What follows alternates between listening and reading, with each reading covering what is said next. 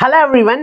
So இப்போ பார்த்தீங்கன்னா work energy power. Okay, work energy power lesson வரைக்கும் நம்ம பார்க்க போகிறோம். இதுக்கு முன்னாடி வந்து யூனிட்ஸ் அண்ட் மெஷர்மெண்ட் அப்லோட் ஆயிடுச்சு. மோஷன் இன் 1D, மோஷன் இன் 2D. அடுத்து பார்த்தீங்கன்னா நியூட்டன்ஸ் லா ஆஃப் மோஷன். இது 5வது லெசனாக இருக்கும். மோஸ்ட் ப்ராப்ளி எல்லா ஸ்கூல்லையும் இது வரைக்கும் தான் முடிச்சிருப்பாங்க.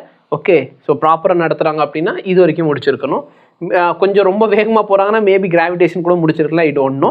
பட் இது போகிறது நார்மல் ஸ்பீட். ஓகே, ஸோ இது வரைக்கும் முடிச்சிருக்கணும். Systems of particle rotation motion பார்த்தீங்கன்னா இந்த மாதம் வரக்கூடிய இதில் இருக்கும். ஓகே, ஸோ அது பார்த்தீங்கன்னா இப்போதைக்கு நான் டீச் பண்ண போகிறது இல்லை. நான் இதை முடிச்சுட்டு அடுத்த 12th ஸ்டூடெண்ட்ஸ் இருப்பாங்க பார்த்தீங்களா, அவங்களுக்கு இந்த மாதிரி வீடியோ ரெக்கார்ட் பண்ண போயிடுவேன். ஸோ நீங்கள் வந்து 11th நல்லபடியாக பாருங்கள், எக்ஸாமை நல்லபடியாக கொடுங்க. ஓகே, சரி. ஒர்க் எனர்ஜி பவர் லெசன் என்ன சார்? ஒர்க்கை பற்றி பார்க்க போகிறோம், எனர்ஜி பற்றி பார்க்க போகிறோம், அண்ட் பவரை பற்றி பார்க்க போகிறோம். இவ்வளோ தான் சார் இந்த லெசன் ஃபுல்லாகவே நம்ம பார்க்க போகிறோம். ஓகேவா? ஒன்றும் பெரிய விஷயம் கிடையாது. நம்ம ஆல்ரெடி படித்ததெல்லாம் ஞாபகம் இருந்தால் இது ஓகே. இப்போ நல்லா பாருங்கள், ஃபஸ்ட்டு என்னென்ன பார்க்க போகிறோம் இந்த லெசனில். ஓகே, இன்ட்ரோடக்ஷன்லேயே வந்து ஸ்கேலார் ப்ராடக்ட், வெக்டர் ப்ராடக்ட்லாம் போட்டாங்களா? Okay, no problem. நல்லா பாரு, work kinetic energy, work and energy theorem. இது ரொம்ப முக்கியம்யா. இது வந்து ரொம்ப ரொம்ப ரொம்ப இம்பார்ட்டண்ட்டான ஒரு தியரம்னா ஒர்க் எனர்ஜி தியரம். இது சொல்லிக்கிற அளவுக்கு ஒரு பெரிய கஷ்டம்லாம் கிடையவே கிடையாது. சேஞ்ச் இன் கைனெட்டிக் எனர்ஜி வந்து சம் ஆஃப் ஆல் த ஒர்க்னுக்கு ஈக்குவலாக இருக்கும். இதுதான் work energy theorem. Next work பார்க்க போகிறோம், கைனெட்டிக் எனர்ஜி பார்க்க போகிறோம். Okay, so work done by variable force. இதெல்லாம் ரொம்ப சிம்பிள் டாபிக், பெரிய டாப்பிக்கே கிடையாது. Work done by variable force ரொம்ப simple. Work energy theorem for variable force இதுவும் ரொம்ப simple. Concept of potential energy இது நல்ல டாபிக். கன்சர்வேஷன் ஆஃப் மெக்கானிக்கல் எனர்ஜினாலே எல்லா energy sum of all the energy வந்து கான்ஸ்டண்ட்டாக இருக்கும். இந்த potential energy of the spring. Okay, power ரொம்ப சிம்பிள் டாபிக். ஒர்க்கையோ எனர்ஜியோ டைமால் டிவைட் பண்ணிட்டா பவர் கிடைக்கும். அடுத்து பார்த்தீங்கன்னா கொலிஷன் வச்சு டெரிவேஷன் எக்ஸாம்லேயே கேட்கலாம். இப்போ ஸ்டார்ட் பண்ணுவோமா? Scalar product. என்ன ப்ராடக்ட்? Scalar product. சரியா? ஒன்றும் கஷ்டப்படுற அளவுக்கு ஒன்றுமே கிடையாது. நம்ம வெக்டார்ஸ்னால் என்னன்னு பார்த்தோமா? வெக்டார்னா என்னன்னு பார்த்தோம். அந்த வெக்டாரை மல்டிப்ளை பண்ணுறப்ப நான் வந்து எப்படி மல்டிப்ளை பண்ண சொல்லி கொடுத்தேன்? ஒரு ஸ்கேலார் வேல்யூவை ஒரு வெக்டாரால் மல்டிப்ளை பண்ணுறது சொல்லி கொடுத்தேன். ஃபார் எக்ஸாம்பிள் 3a வெக்டார், இது உனக்கு மல்டிப்ளை பண்ண சொல்லி கொடுத்தேன்னா, அப்போ பேசிக்லி நான் இந்த இடத்துல என்ன பண்ணுறேன்? ஒரு வெக்டாரை ஒரு ஸ்கேலார், ஒரு நம்பர் வச்சு, ஸ்கேலார்னா என்ன? ஒரு நம்பர், ஜஸ்ட் ஒரு மேக்னிடியூட் உள்ள ஒரு நம்பர். அப்போ ஒரு ஸ்கேலாரை ஒரு வெக்டாரை வச்சு மல்டிப்ளை பண்ணுறேன். இது வரைக்கும் நம்ம ஆல்ரெடி பார்த்தோம். எங்கே அப்படின்னா மோஷன் இன் அ பிளேனில் பார்த்தோம். பட் யோசிச்சுப்பார், ஒரு வெக்டாரையும் மல்டிப்ளை பண்ணுறது எப்படி? ரொம்ப இன்ட்ரெஸ்டிங் டாபிக். என்னது? ஒரு வெக்டாரையும் இன்னொரு வெக்டார் இருக்குது சார். வெக்டாரை ஆட் பண்ணுறது சொல்லி கொடுத்தேன், சப்ராக்ட் பண்ணுறது சொல்லி கொடுத்தேன். ஆனால் வெக்டாரை மல்டிப்ளை பண்ண சொல்லி கொடுக்கல. அப்போ வெக்டார் எப்படி சார் மல்டிப்ளை பண்ணுறதுனா, there are 2 types of multiplication. ஓகேவா? ஒன்றில் நம்ம டாட் போடுவோம், ஒரு மல்டிப்ளிகேஷனில் டாட் போடுவோம், இன்னொரு மல்டிப்ளிகேஷனில் என்ன பண்ணுவோம்னா கிராஸ் போடுவோம். அப்போ நம்ம பொதுவாக வந்து மல்டிப்ளைனாலே டாட் போட்டாலும் சரி, மல்டிப்ளிகேஷன் தான், கிராஸ் போட்டாலும் மல்டிப்ளிகேஷன் அப்படின்னு சொல்லுவோம். ஆனால் வெக்டாரில் வந்து நீங்கள் ஸ்பெசிஃபிக்காக இருக்கணும். நீங்கள் டாட் போட வேண்டிய இடத்துல கிராஸ் போட்டக்கூடாது, கிராஸ் போட வேண்டிய இடத்துல டாட் போடக்கூடாது. இந்த கிராஸ் ப்ராடக்ட் பற்றி இங்கே கொடுக்கல, மேபி வந்து நெக்ஸ்ட் லெசனில் இருக்கும்னு நினைக்கிறேன். ஓகே, அப்போ நல்லா பார்த்தோன்னா ஏ வெக்டார் டாட் பி வெக்டார், இது டாட் இருக்கிறதுனால இதோட பேர் டாட் ப்ராடக்ட் அப்படின்னு சொல்லுவாங்க. சரியா? Dot product. இல்லை அப்படின்னா இந்த டாட் ப்ராடக்ட் பண்ணுறப்ப எனக்கு ரிசல்டன்ட் இருக்குது பார்த்தீங்களா, அது வந்து சம் சீன்னு வச்சுக்கோ. அப்போ இந்த சீங்கிறது பார்த்தீங்கன்னா ஒரு ஸ்கேலார் குவான்டிட்டி. என்ன குவான்டிட்டி? Scalar quantity. ரெண்டு வெக்டாரை மல்டிப்ளை பண்ண எனக்கு என்ன குவான்டிட்டி கிடைக்குது? ஸ்கேலார் குவான்டிட்டி கிடைக்குது. அதனால் இதோட இன்னொரு பேர் பார்த்தீங்கன்னா scalar product. Okay, one dot product இல்லைன்னா ஸ்கேலார் ப்ராடக்ட். இதோட பேர் என்ன இருக்கும் பாரு, நடுவில் கிராஸ் இருக்குது, அதனால் இது பேர் கிராஸ் ப்ராடக்ட். இல்லைன்னா இது ரெண்டுத்தையும் மல்டிப்ளை பண்ண ரிசல்டன்ட் பார்த்தீங்கன்னா எனக்கு வெக்டாராக கிடைக்கும். அதனால் இதோட இன்னொரு பேர் பார்த்தீங்கன்னா வெக்டார் ப்ராடக்ட். ஓகேவா? ஸோ வெக்டார் அடிஷன், சப்ராக்ஷன், மல்டிப்ளிகேஷனில் ஒரு வெக்டாரை ஸ்கேலார் வச்சு மல்டிப்ளை பண்ணுறது நார்மல் மல்டிப்ளிகேஷன். பட் வெக்டாருக்கு மல்டிப்ளிகேஷன் ரெண்டு வகைப்படும். டாட் வச்சு போட்டிங்கன்னா டாட் ப்ராடக்ட், இல்லை ஸ்கேலார் ப்ராடக்ட். கிராஸ் போட்டிங்கன்னா கிராஸ் ப்ராடக்ட், இல்லைன்னா வெக்டார் ப்ராடக்ட். ஓகேவா? அப்போ எப்படி சார் டாட் ப்ராடக்ட் டிஃபைன் பண்ணுறது? ரொம்ப simple. A vector dot B vector எப்படி எழுத போகிறோன்னா, magnitude of A magnitude of B. நல்ல பாரு, மேக்னிடியூட்னா ஸ்கேலாராக மாறிடுச்சு, கரெக்டாக இல்லையா? பக்கத்தில் காஸ் தீட்டா. இந்த காஸ் தீட்டா, இந்த தீட்டாங்கிறது பார்த்தீங்கன்னா ஆங்கிள் பிட்வீன் த வெக்டார். வெக்டாருக்கு உள்ள ஆங்கிள் எப்படி மெஷர் பண்ணணும்? ரெண்டு வெக்டாரை ஹெட் டு ஹெட் கனெக்ட் பண்ணுங்க, இல்லைன்னா டெய்ல் டு டெய்ல் கனெக்ட் பண்ணுங்க. நல்லா அவர் டெய்ல் டு டெய்ல் கனெக்ட் ஆயிருக்கா? அப்போ ரெண்டு பேருக்கு நடுவில் இருக்கிற ஸ்மாலர் ஆங்கிள் தான் angle between the vectors. Okay, அப்போ A vector dot B vector வந்து ஏபி காஸ் தீட்டா. சரி, ஏன் சார் அவங்களா கோட் போடல? ஏன்னா அவங்க எந்த இடத்துல போல்டு பண்ணியிருக்காங்களோ அது வெக்டார் குவான்டிட்டி, எந்த இடத்துல போல்டு பண்ணல அது ஸ்கேலார் குவான்டிட்டி. ஸோ நம்ம ஸ்கேலார் அப்படி ரெப்ரசென்ட் பண்ணோம்னா கோடு போட்டுருங்க. ஓகே, மற்றபடி இதோட ஃபிசிக்கல் மீனிங் அதெல்லாம் நீங்கள் புரிஞ்சுக்க தேவையில்லை. இப்போ ஒரு விஷயம் நல்லா ஞாபகம் வச்சுக்கோ, இது ஒரு காமுடேட்டிவ். அதாவது A vector dot B vector is equal to B vector dot A vector. ரெண்டுத்துக்குமே ஆன்சர் சேமாக வரும். ஓகேவா? ஏன் சேமாக வருது அப்படின்னா cos of minus theta is equal to cos theta தான். அப்போ ஏ வெக்டார் டாட் பி வெக்டரில் காஸ் தீட்டான்னு எடுத்தோன்னா B vector dot A vector என்ன இது உல்ட்டாவாக இருக்கும். அப்போ மைனஸ் தீட்டா போடுவேன். But cos of minus theta என்ன? காஸ் தீட்டா தான். அதனால ஏ வெக்டார் டாட் பி வெக்டரும் B vector dot A vector எப்படி இருக்கும்? சேமாக இருக்கும். இல்லை யோசிச்சு பாரு, இந்த மாதிரி இருக்கு A vector dot B vector plus C vector. அப்போ என்ன பண்ணி இது ரெண்டுத்தையும் மல்டிப்ளை பண்ணுவேன். அப்போ A vector dot B vector வருமா? அடுத்து இதையும் சியை மல்டிப்ளை பண்ணால் A vector dot C vector வரும். ஓகே, இது ஒரு ஸ்கேலார் தூக்கி வெளியே வச்சுக்கிட்டேன்னா A vector dot B vector. வெக்டருக்கு மட்டும் டாட் ப்ராடக்ட், ஸ்கேலர் வந்து நார்மல் தான். ஸ்கேலர் வந்து ஒரு ஸ்கேலர்னா என்ன? ஒரு நம்பர். ஓகே, இப்போ ரொம்ப முக்கியமான ஒரு விஷயத்துக்கு வருவோம். இந்த ஐ வெக்டார் டாட் ஐ வெக்டார் இல்லை ஐ கேப் டாட் ஐ கேப். இந்த ஐ என்ன சார்? ஐஜேகே என்னது? இதெல்லாம் யூனிட் வெக்டார். இது எதை ரெப்ரசென்ட் பண்ணுது? டைரக்ஷனை ரெப்ரசென்ட் பண்ணுது. அப்போ கொஞ்சம் புரிஞ்சுக்க வேண்டிய விஷயங்களை பாரு. ஒரு ஏ வெக்டார் டாட் ஏ வெக்டார் இருக்குன்னா எப்படி எழுதுவ? ஏ காஸ் தீட்டான்னு எழுதுவியா? கரெக்டா இல்லையா? அப்ப ஐ வெக்டார் டாட் ஐ வெக்டார்னு இருந்தா என்ன பண்ணுவ? மேக்னிடியூட் ஆஃப் மொத வெக்டார். இதோட ஐயோட மேக்னிடியூட் எவ்வளோ சார்? இதெல்லாம் யூனிட் வெக்டார். அப்போ இதோட மேக்னிடியூட் எவ்வளோ இருக்கும்? 1. அப்போ மொத வெக்டரோட மேக்னிடியூட் பக்கத்தில் ரெண்டாவது வெக்டரோட மேக்னிடியூட் என்னதான்? 1 தான். இப்போ யோசிச்சு பார், ஐ வந்து எதை ரெப்ரசென்ட் பண்ணுது? எக்ஸ் ஆக்சிஸை ரெப்ரசென்ட் பண்ணுது. கரெக்டாக இல்லையா? ஐ வந்து எதை ரெப்ரசென்ட் பண்ணுது? எக்ஸ் ஆக்சிஸில் ரெப்ரசென்ட் பண்ணுறது. அப்போ ஐ வந்து எக்ஸ் ஆக்சிஸ் ரெப்ரசென்ட் பண்ணதான் மொத வெக்டார் ஐ வெக்டார், ரெண்டாவது வெக்டார் என்னதான்? ஐ வெக்டார் தான். அப்போ ரெண்டு பேருக்கு நடுவில் இருக்க ஆங்கிள் எத்தனை டிகிரி? 0 டிகிரி. அப்போ காஸ் 0 போட்டால் எனக்கு என்ன ஆயிரும்? 1 ஆயிரும். அப்போ அதனால தான் ஐ டாட் ஐக்கு பதிலாக நான் என்ன போட்டுக்கலாம்? 1. Similarly J dot J vector dot J vector. So வெக்டார்னு சொன்னாலும் சரி, கேப்னு சொன்னாலும் சரி, சரிங்களா? பொதுவாக கேப்னு எழுதுறது பெட்டர், ஏன்னா இது யூனிட் வெக்டாரை ரெப்ரசென்ட் பண்ணுது. அப்படின்னா என்ன? இதோட மேக்னிடியூட் 1. இப்போ நல்லா பாரு, ஜேயோட மேக்னிடியூட் எவ்வளோ? 1. இந்த ஜேயோட மேக்னிடியூட்னா 1. ரெண்டு பேருக்கு உள்ள ஆங்கிள் எத்தனை டிகிரி? இது ஜே, இது இன்னொரு ஜே. ஆங்கிள் எத்தனை டிகிரி? 0. அப்போ காஸ் 0ன்னு ஆன்சர் 1 ஆயிரும். கே டாட் கே என்ன ஆகும்? 1 × 1 × 1. அப்போ ஆன்சர் என்ன? 1. அதனால தான் I dot I, J dot J, K dot K என்ன வருது? 1 வருது. இப்போ ஐ டாட் ஜே போட்டு பாரு. ஐ டாட் ஜே என்ன சார் ஆகும்? சரியா? ஃபர்ஸ்ட் வெக்டரோட மேக்னிடியூட் 1, செகண்ட் வெக்டரோட மேக்னிடியூட் 1. ஐக்கும் ஜேக்கு நடுவில் இருக்க ஆங்கிள் எத்தனை டிகிரி? இது ஐ சார், இது ஜே சார். ஆங்கிள் எத்தனை டிகிரி? 90 டிகிரி. கரெக்டாக நான் கீழே விழுக போகிறேன். ஓகே, என்ன பிரேக்ஃபாஸ்ட் எதுவும் சாப்பிடல. அப்போ நல்லா பாரு, ஐக்கும் ஜேக்கு நடுவில் இருக்க ஆங்கிள் 90 டிகிரி. காஸ் 90 போட்டால் என்ன ஆகும்? 0 ஆயிரும். அப்போ காஸ் 90 போட்டால் இந்த இடத்துல 0. அதனால தான் ஐ டாட் ஜே இல்லை ஜே டாட் கே இல்லை K dot I is equal to என்ன? 0. இதை உல்ட்டாவும் கொடுக்கலாம். ஜே டாட் ஐ, சரியா? K dot J, I dot K, இது எல்லாமே என்னதான்? 0 தான். அப்போ மல்டிப்ளிகேஷனில் ரொம்ப சிம்பிளான ரூல் என்ன? ஐ டேர்மோட மல்டிப்ளை பண்ணி, ஜே டேர்மோட பண்ணி, கே டேர்மோட பண்ணிக்கோ. இது வந்து எக்ஸ்பிளனேஷன், இது யாருமே சொல்ல மாட்டாங்க. பட் நான் உனக்கு சொல்லி புரிய வைக்க ட்ரை பண்ணியிருக்கேன். ப்ராப்ளம் சால்வ் பண்ண உனக்கு புரிஞ்சிடும். ஒன்றும் கஷ்டமே கிடையாதுயா. Okay, scalar product very very very easy. இப்போ இதான் சார் ரெண்டு வெக்டார்னு சொல்லி கொடுத்துருக்காங்க. ஒன்ட்டு என்ன கேட்குறாங்க? Scalar product. அதாவது ஸ்கேலார் ப்ராடக்ட் என்னன்னா ஏ வெக்டார் டாட் பி வெக்டார். ஏ வெக்டார் டாட் பி வெக்டார் கண்டுபிடிக்கிறது எப்படி? சரியா? இது ஏ வெக்டார், இது பி வெக்டார். அப்போ நல்லா பாரு, நான் இந்த ஏ வெக்டாரில் இருக்கிற இந்த டேர்மை பி வெக்டாரில் இருக்கிற எல்லா டேர்மால மல்டிப்ளை பண்ணுவேன். அப்போ இங்கே மல்டிப்ளை பண்ணுறப்ப என்ன ஆகும்? A X B X. I into I என்ன ஆயிடுச்சு? ஐ டாட் ஐ என்ன? 1. அதாவது இந்த டேர்மை ஃபர்ஸ்ட் இவனோட மல்டிப்ளை பண்ணுறேன், அடுத்து இவனோட பண்ணுறேன், அடுத்து இவனோட மல்டிப்ளை பண்ணுவேன். கரெக்டாக இல்லையா? அப்போ ஏஎக்ஸ் பிஎக்ஸ் கிடைக்கும். ஐ டாட் ஐ என்ன ஆயிடுச்சு 1. அடுத்து a x b y i dot J என்ன ஆயிரும் 0, அதனால் எழுதலை. ஐ டாட் கே 0, அதனால் எழுதலை. அப்போ சிம்பிள் மல்டிப்ளிகேஷன் பாரு, நான் ஐ டேர்மோட மல்டிப்ளை பண்ணுவேன். அடுத்து ஜேவை 3ஓட மல்டிப்ளை பண்ணுவேனா, இது இது இது 3ஐயும் மல்டிப்ளை பண்ணுவேனா.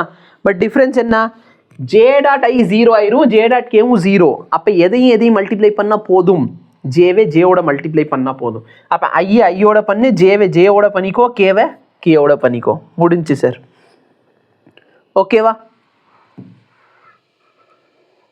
மேக்னிடியூட் கேட்டாங்கன்னா என்ன பண்ணுவேன், ரூட் ஆஃப், சரி இதுவே ஒரு ஸ்கேலர் குவான்டிட்டி. இங்கே வந்திருக்க ஆன்சர் பாரு, எல்லாமே ஸ்கேலர். இங்கே ஐஜேக்கு டைரக்ஷன் இருக்கா, டைரக்ஷன் இல்லை. இப்போ இதெல்லாம் என்ன குவான்டிட்டி, ஸ்கேலர் குவான்டிட்டி. அதனால தான் இதோட பேர் என்ன ப்ராடக்ட், ஸ்கேலர் ப்ராடக்ட். இது சொல்கிறேன் பாரு, find the angle between force and D. ஃபோர்ஸுக்கும் டிக்கு நடுவில் இருக்கிற ஆங்கிள் கேட்குறாங்க. ஃபர்ஸ்ட் நான் என்ன பண்ணலாம், ஃபோர்ஸையும் டியை மல்டிப்ளை பண்ணலாமா, F vector dot D vector. எப்படி மல்டிப்ளை பண்ணுவேன், ஐ டேர்மோட மல்டிப்ளை பண்ண என்ன கிடைக்கும், 15 கிடைக்கும். ஐஏ ஜேவோட ஐஏ கேவோட ஏன் பண்ணேன், ஆன்சர் 0 ஆயிரும். ஜேவை ஜேவோட பண்ணா ஆன்சர் 16, கேவை கேவோட பண்ணு -15. இது கேன்சல் ஆயிடுச்சுன்னா ஆன்சர் வருது 16 வருது. அப்போ எஃப் வெக்டார் டாட் பி வெக்டரோட ஆன்சர் என்ன 16. ஓகேவா? என்னோட ஃபார்முலா என்ன sir, F vector dot D vector is equal to F D cos theta. அப்போ என்கிட்ட காஸ் தீட்டா கேட்குறாங்கன்னு சொன்னால் F vector dot D vector by F D. இது வந்து ஸ்கேலார் குவான்டிட்டி, மேலே இருக்குது ஆன்சரு. ஸோ நல்லா பாரு, எஃப் வெக்டார் டாட் பி வெக்டரோட வேல்யூ எனக்கு வந்துருச்சு 16. இப்போ எனக்கு என்ன வேணும், மேக்னிடியூட் ஆஃப் எஃப் வேணும், இதோட மேக்னிடியூட் வேணும். எப்படி மேக்னிடியூட் கண்டுபிடிப்பீங்க, ஒரு வெக்டாருக்கு ரூட் ஆஃப் ஐ டேர்முக்கு முன்னாடி இருக்கிறதோட ஸ்கொயர். 3 ஸ்கொயர் பண்ண 9, 4 ஸ்கொயர் பண்ண 16, 5 ஸ்கொயர் பண்ண 25. சார் -5 இருக்கு, -5 ஸ்கொயர் பண்ணாலும் 25 தானே சார், அப்படி. ஓகே, அப்போ எனக்கு ஆன்சர் என்ன கிடைக்குது, ரூட் ஆஃப் 50 கிடைக்குது. இங்கே பாரு, 5 ஸ்கொயர் பண்ண இதோட மேக்னிடியூட் என்ன, 5 ஸ்கொயர் பண்ண 25 + 16 + 9. இங்கே என்ன கிடைக்குது, 50 கிடைக்குது. அப்போ ரெண்டுத்து ஆன்சர் என்ன 50. ஓகே, என்ன டிஃபிகல்ட்டி இருக்கக்கூடாது. அப்போ காஸ் தீட்டா கேட்குறாங்கன்னா எனக்கு வந்திருக்க ஆன்சர் எல்லாத்தையும் நான் சப்ஸ்டியூட் பண்ணால் போதும். ஏ வெக்டார் டாட் பி வெக்டர் என்ன வந்துச்சு 16. ஏவோட மேக்னிடியூட் √15 டு √15 என்ன ஆயிரும் 15 ஆயிரும். இது வேணால் சிம்பிளிஃபை பண்ணால் இது 8/25. அப்போ theta is equal to cos theta is equal to 8/25. இப்போ தீட்டா எழுதுறோம்னா காஸ் இன்வர்ஸ் ஆஃப் 8/25, இல்லைனா 8/25 cos theta is equal to 8/25ன்னு போட்டாலே உனக்கு மார்க் கொடுத்துருவாங்க. புரியுதா இல்லையா? ஸோ இது தேவையில்லாத விஷயம். ஓகேவா? F dot F D dot D அது தேவையில்லை. அவங்க எதுக்காக கண்டுபிடிச்சிருக்காங்க, எஃப் டாட் எஃப் கண்டுபிடிச்சிட்டு ரூட் ஆஃப் அதை கண்டுபிடிச்சானா மேக்னிடியூட் நம்ம டேரெக்டாகவே போட்டுடலாம். எனக்கு எஃபோட மேக்னிடியூட் வேணா என்ன பண்ணு, ரூட் ஆஃப் இந்த ஐ டேர்முக்கு முன்னாடி இருக்கிறத ஸ்கொயர் பண்ணி, ஜேக்கு முன்னாடி இருக்கிறத ஸ்கொயர் பண்ணி, கேக்கு முன்னாடி இருக்கிறத ஸ்கொயர் பண்ணிக்கோ, டேரெக்டாக ஆன்சர் கொண்டு வந்து. Also find the projection of F on D. நான் இதுவும் உனக்கு சொல்லித்தரேன், எஃப் ஆன் டி எப்படி கண்டுபிடிக்கிறது. பட் ஆன்சர் கரெக்டானு செக் பண்ணிக்குவோம். நல்லா பாரு, 16/25 இது வரைக்கும் நம்மளுக்கு வந்துருச்சு. அந்த 16/25 டிவைட் பண்ணி எழுதியிருக்கான், இதில் எந்த பிரச்சனையும் வேண்டாம். இப்போ let me put 2 vectors assume பண்ணிக்கோ. இதுக்கு ஃபார்முலாவும் கொடுத்துட்றேன், மெத்தடும் சொல்லிடுறேன். இது எஃப் சார், இது D. Projection of F on டினா என்ன, இந்த எஃப்போட எவ்வளோ வேல்யூ டியோட டைரக்ஷனில் இருக்குது, அவ்வளோதான் சார். அப்போ நல்லா பாரு, இந்த எஃப் வெக்டாரை ரெண்டை ரிசால்வ் பண்ணலாமா? எப்படி சார் ரிசால்வ் பண்ணுறது? இந்த எஃப்போட ஒரு குறிப்பிட்ட காம்போனன்ட், அதாவது இந்த எக்ஸ் ஆக்சிஸில் இருக்கா, எவ்வளோ சார் இருக்குது, எஃப் காஸ் தீட்டா. எவ்வளோ காம்பனண்ட் இந்த எஃப்க்கு இந்த டிக்கு பெர்பெண்டிகுலராக இருக்கும், இங்கே வர்றது எஃப் சைன் தீட்டா. கரெக்டாக இல்லையா? அப்போ இது எஃப் காஸ் தீட்டா, இது எஃப் சைன் தீட்டா. அப்போ இந்த எஃப் காஸ் தீட்டா அளவுக்கு எந்த டைரக்ஷனில் இருக்குது, டியில் இருக்குது. அப்போ projection of F on D கேட்டாங்கன்னா அவன் எஃப் காஸ் தீட்டா கேட்குறான்னு அர்த்தம். என்ன கேட்குறான்னு அர்த்தம், எஃப் காஸ் தீட்டா. அப்போ projection of F vector on D vector கேட்டாங்கன்னா நீ சிம்பிளாக என்ன எழுதிக்கோ, எஃப் காஸ் தீட்டா. இல்லைன்னா எப்படி சார் எழுதுறது அப்படின்னா அதுக்கும் மெத்தட் இருக்குது, ஒன்றும் கஷ்டம் வேண்டாம். காஸ் தீட்டாவை எப்படி எழுதுவேன், எஃப் காஸ் தீட்டா. காஸ் தீட்டாவை நீ எப்படி எழுதுவேன், F vector dot D vector by magnitude of F magnitude of D. கரெக்டாக இல்லையா? காஸ் தீட்டா இப்போ தானே பார்த்துட்டு வந்தோம், A vector dot B vector divide by magnitude of F magnitude of B. அப்போ நல்லா பாரு, இந்த எஃப் கேன்சல் ஆயிரும். அப்போ வந்துட்டு டைரெக்டாக ஆச்சு what is the projection of F on டின்னு கேட்டால் நீ எப்படி எழுதிக்கோ, F vector dot D vector by D magnitude of D. அதாவது எஃப் ஆன் டி கேட்குறாங்கன்னா எது கேட்குறாங்கன்னா இந்த டினாமினேட்டரில் வரும். ஓகே, பின்னாடி எது இருக்குது, எஃப் ஆன் டி. அப்போ டியில் கேட்குறாங்க, அப்போ டியோட டைரக்ஷனில் இருக்கணும். அப்போ மேக்னிடியூட் ஆஃப் டி போட்டுருங்க. அப்போ F vector dot D vector divided by magnitude of D. இப்போ F vector dot D vector எனக்கு ஆன்சர் எவ்வளோ வந்துச்சு, 16 வந்துச்சா. Divide by magnitude of D எவ்வளோ, √50. இதான் ஆன்சர். இதை வந்து உங்கள் புக்கில் வந்து என்னென்ன பண்ணி வச்சுருப்பாங்க, இதை ஒன்று கன்ஃபியூஸ் பண்ணும். சிம்பிளாக நீ புரிஞ்சு வச்சுக்கோ. Okay okay sir. Coming to one of the most important theorem. என்ன theorem sir, work energy theorem. இந்த ஒர்க் எனர்ஜி தியரம் நிறைய தடவை எக்ஸாமில் கேட்பாங்க. And yes it is very very very important. ஆனால் இந்த டெரிவேஷன் ரொம்ப சப்பையா, கஷ்டப்படுற அளவுக்கு ஒன்றுமே இல்லை. என்ன பண்ணுறது, ஒர்க்கையும் எனர்ஜியை நான் ரிலேட் பண்ணணும். சரியா, 2 ஸ்டெப்பில் ஆன்சர் வந்துடும். என்ன பண்ணு, இந்த ஈக்குவேஷன் ஆஃப் மோஷன் எழுதுயா. என்ன எழுதிக்கோ, இந்த ஈக்குவேஷன் ஆஃப் மோஷன் எழுதிக்கோ. இந்த equation of motion V square ஆக்சுவலாக பார்த்தனா என்ன பண்ணுறவர், the following acceleration reticulation motion blah blah blah blah blah has been encountered in chapter 3. Chapter 3ல இதை நடத்தியிருக்கான். ஆனால் அங்கே எங்கேயுமே யூன்னு போடல, அங்கே எங்களை இடத்துல V0 தான் போட்டிருக்கான். ஓகே, ஸோ நான் அதனாலே உங்களுக்கு என்ன பண்ணிட்டேன், ஸ்டார்டிங்லேருந்தே யூனே சொல்லி கொடுத்தேன். ஓகே, ஏன்னா லேட்டரானா யூ தான் யூஸ் பண்ண போகிறோம். அப்போ நல்லா பாரு, இந்த இடத்துல என்ன இருக்குது, V square minus U square 2AS. கரெக்டா? இப்போ நான் என்ன பண்ணுறேன்னா, இது எல்லாத்துலேயுமே நல்லா பாரு, எல்லாத்தையும் m/2ஆல் டிவைட் பண்ணுறேன். எல்லாத்தையும் நான் என்ன பண்ணுறேன், m/2ஆல் இந்த மாதிரி பண்ணுறேன். ஓகே சார், m/2ஆல் மல்டிப்ளை பண்ணுறேன். எல்லா டேர்மும் m/2ஆல் நான் என்ன பண்ணிட்டேன், மல்டிப்ளை பண்ணிட்டேன். அப்போ மல்டிப்ளை பண்ணால் இது பாரு, ½ mv ஸ்கொயரா மைனஸ் ½ mu ஸ்கொயரா. இந்த 2 கேன்சல் ஆயிடுச்சுன்னா m into A into எஸ்ஸா. Mass into acceleration என்ன சார் கொடுக்கும், மாஸ் இன்டூ ஆக்சலரேஷன் ஃபோர்ஸ் கொடுக்கும், பக்கத்தில் டிஸ்பிளேஸ்மெண்ட். அப்போ நல்லா பாரு, இது என்னது, v வந்து ஃபைனல் வெலாசிட்டி. அப்போ ½ mv ஸ்கொயர் என்னது, ஃபைனல் கைனெட்டிக் எனர்ஜி மைனஸ் இது என்னது, இது இனிஷியல் கைனெட்டிக் எனர்ஜி. அப்போ final kinetic energy minus initial kinetic energy போட்டால் எனக்கு ஃபோர்ஸ் இன்டூ டிஸ்பிளேஸ்மெண்ட் கிடைக்கும். இந்த ஃபோர்ஸ் இன்டூ டிஸ்பிளேஸ்மெண்ட்டை தான் ஒர்க்குன்னு சொல்லுவோம். பிரச்சனை என்ன, கைனெட்டிக் எனர்ஜி பற்றி உனக்கு சொல்லி கொடுக்கல, பொட்டென்ஷியல் எனர்ஜி பற்றி சொல்லலை, ஒர்க்கை பற்றியும் சொல்லலை. பட் ஸ்ட்ரைட்டாக இங்கே வந்துருச்சு. இவன் ஏன் இதை தூக்கி முன்னாடி போட்டிருக்கான்னு எனக்கு புரியலை. ஓகே, ஸோ பேசிக்லி ஒர்க்கையும் எனர்ஜி ரிலேட் பண்ணுறதுனால தான் அதோட பேரை என்ன வச்சிட்டாங்க, ஒர்க் எனர்ஜி தியரம் அப்படின்னு வச்சிட்டாங்க. ஸோ நல்லா பாரு, final kinetic energy minus initial kinetic energy வந்து என்னது, ஒர்க்கு. ஓகேவா? இப்போ ஒர்க்குனா என்ன, so basically work energy theorem கேட்டாங்கன்னா இது எழுதிக்கோ. The change in kinetic energy, final minus initial பண்ணுறோம்லாம் இல்லையா, அப்போ சேஞ்ச் இன் கைனெட்டிக் எனர்ஜி எதுக்கு ஈக்குவலாக இருக்கும், equal to work done. Okay, இது பேர் தான் work energy theorem. Again work energy தியரமும் நான் லேட்டரானு உனக்கு சொல்கிறேன். ஓகே, ஒன்ஸ் உனக்கு ஒர்க்குன்னா என்ன, எனர்ஜினா என்னன்னு புரிஞ்சதுக்கப்புறம் உனக்கு நான் சொல்கிறேன்.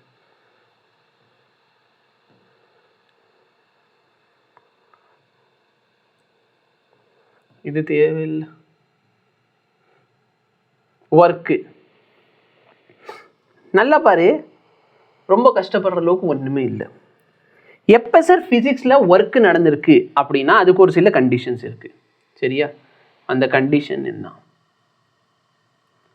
இங்கே வா. ஃபிசிக்ஸில் எப்போ ஒர்க்கு நடந்திருக்குது அப்படின்னு சொல்கிறது, ஏன்னா ஒர்க்கு டன். இப்போ நான் உனக்கு கிளாஸ் நடத்துகிறேன், அப்போ நான் ஒர்க் பண்ணிட்டேனா அப்படின்னு கேட்டால் மேபி பண்ணியிருக்கேன், மேபி பண்ணலை. ஏன் சார், பிகாஸ் யோசிச்சு பாரு, என் ஒர்க்கு எப்போ சார் நடக்கும், ஒரு ரிசல்ட்டும் கிடைக்கணும். கரெக்டாக இல்லையா? நான் ஒரு செவரை பிடிச்சி தள்ளிக்கிட்டு இருக்கேன் சார், செவர் நகரவே இல்லை, அப்போ நாங்கள் ஒர்க் தானா இல்லை. பட் நாங்கள் ஒர்க் பண்ணியிருக்கேன், நான் வந்து எனர்ஜி எல்லாம் ஸ்பெண்ட் பண்ணியிருக்கேன். பண்ணியிருக்கேனா இல்லையா? ஒரு செவரை தள்ளி ட்ரை பண்ணிக்கிட்டே இருக்கேன் சார், அப்போ நான் என் எனர்ஜி ஸ்பெண்ட் பண்ணியிருக்கேன். ஆனால் உங்கள் ஒர்க்கு நடந்திருக்கான்னு கேட்டால் இல்லை.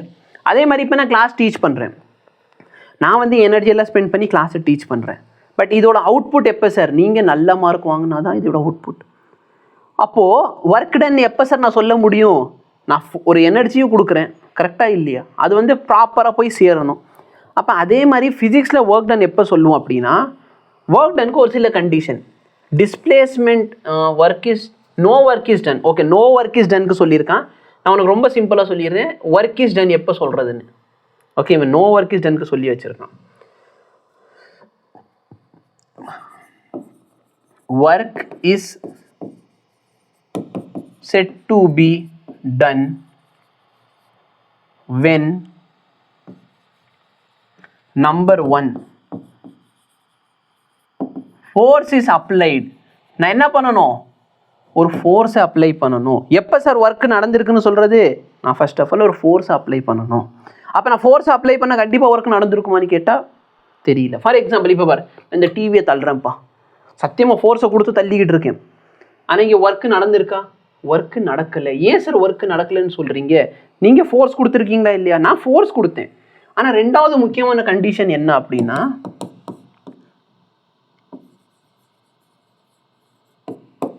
Object is displaced. ஓகே, அப்போ எப்போ ஒர்க்கு நடந்திருக்குன்னு சொல்லுவோம்? ஃபோர்ஸு கொடுக்கணும், அடுத்து என்ன நடந்திருக்கணும்? ஆப்ஜெக்ட் வந்து டிஸ்பிளேஸ் ஆகிருக்கணும். புரியுதா? அப்போ ஃபார் எக்ஸாம்பிள் நான் வந்து ஒரு 100 கிலோ ஏதோ ஒரு வெயிட்டை தூக்கி இப்படியே தூக்கி வச்சிருக்கேன், ஒர்க் நடந்திருக்கான்னு கேட்டால் இல்லை சார், நான் ஃபோர்ஸ் கொடுத்தானே சார் தூக்கி பட் அது டிஸ்பிளேஸே ஆகலை. அப்போ நான் இப்படியே தூக்கி தூக்கி கீழே இறக்குறேன், இந்த இடத்துல மேபி டிஸ்பிளேஸ் ஆகுது, அப்போ அந்த இடத்துல ஒர்க் நடக்குது. பட் நான் சும்மா இப்படி தூக்கியே வச்சிருக்கேன்னா ஒர்க் நடக்கலை. ஓகே, ஸோ ஃபிசிக்ஸோட டெஃபினேஷன் ரொம்ப கிளியர். எப்போ நடந்திருக்குன்னு சொல்லுவோம்? ஃபோர்ஸ் வந்து அப்ளை ஆகிருக்கணும், ஆப்ஜெக்ட் என்ன இருக்கணும்? டிஸ்பிளேஸ் ஆகிருக்கணும். ஓகே, அப்போ இதை வச்சுக்கிட்டு நான் உனக்கு ஃபார்முலா கொண்டு வந்துடுறேன். ஓகே, நீ நாட் டன்லாம் தேவையில்லை, உனக்கு இப்போயே புரிஞ்சிடும். நான் என்ன பண்ணுறேன், ஒரு ஃபோர்ஸை கொடுக்குறேன் சார். ஆப்ஜெக்ட் என்ன ஆகுது, இங்கேருந்து இங்கே டி டிஸ்டன்ஸ்க்கு டிஸ்பிளேஸ் ஆகுது. அப்போ யோசிச்சு பாரு, இந்த ஃபோர்ஸ் மொத்த ஃபோர்ஸுமா சார் இந்த ஆப்ஜெக்டை டிஸ்பிளேஸ் பண்ணியிருக்கு? இல்லை. உனக்கு இன்னும் புரிகிற மாதிரி சும்மா ஜஸ்ட் போடணும்னா ஒர்க்கேனா ஃபோர்ஸ் இன்டூ டிஸ்பிளேஸ்மெண்ட். ஏன்னா ஃபோர்ஸும் இருக்கணும், டிஸ்பிளேஸ்மெண்ட்டும் நடந்திருக்கணும். பட் இப்போ யோசிச்சு பண்ண ஃபோர்ஸை இப்படி கொடுக்குறேன் சார். அப்போ இந்த ஃபோர்ஸோட 2 காம்பனண்ட் இருக்குது. ஒன்று காம்பனண்ட் என்ன? F cos theta. இன்னொரு காம்பனண்ட் என்ன? F sine theta. இப்போ ஜஸ்ட் இமேஜின் பண்ணு, இதில் எந்த காம்பனண்ட் சார் இங்கே ஒர்க் நடக்க வைக்கிறான்? இந்த எஃப் காஸ் தீட்டா இந்த ஆப்ஜெக்ட் இங்கே மூவ் பண்ணியிருப்பானா, இல்லை இந்த எஃப் சைன் தீட்டா இந்த ஆப்ஜெக்டை மூவ் பண்ணியிருப்பானா? Obviously F cos theta move பண்ணியிருக்கான். அப்போது எவ்வளோ ஃபோர்ஸ் சார்? ஆக்சுவலாக டோட்டல் ஃபோர்ஸ் எஃப், ஆனால் அதில் இருக்கிற எஃப் காஸ் தீட்டா மட்டும்தான் என்ன பண்ணுறான்? இந்த ஆப்ஜெக்டை டிஸ்பிளேஸ் பண்ண ஹெல்ப் பண்ணுறான். அப்போ நீ யோசிச்சு பாரு, இது ஒரு மேக்னிடியூடு காஸ் தீட்டா, இதை நான் இப்படி எழுதலாமா? அப்போ இதான் உன்னோட சிம்பிள் ஒர்க் டன். ஒர்க் டனை வெக்டாராக போட்டுறது ஒர்க் டன் ஸ்கேலார் குவான்டிட்டி. அது இல்லாமல் நம்ம டாட் ப்ராடக்ட் எடுத்தால் நம்மளுக்கு கிடைக்கிறது என்ன குவான்டிட்டி? Scalar quantity. அப்போ ஒர்க் டன் கேட்டாங்கன்னா எஃப் டாட் டி இல்லை எஃப் டாட் எஸ். எஸ் வந்து டிஸ்பிளேஸ்மெண்ட், எஸ் நான் டிஸ்பிளேஸ்மெண்ட் எடுத்தேன்னா எஃப் டாட் எஸ். இதுதான் என்னோட ஒர்க் டன். ஓகே, இல்லைன்னா இது எப்படி எழுதிக்கலாம்? எஃப்எஸ் காஸ் தீட்டான்னு எழுதிக்கோங்க. இவ்வளோ தான் சார். இப்போ யோசிச்சு பார், மேக்ஸிமம் ஒர்க் டன் எப்போ சார் நடக்கும்?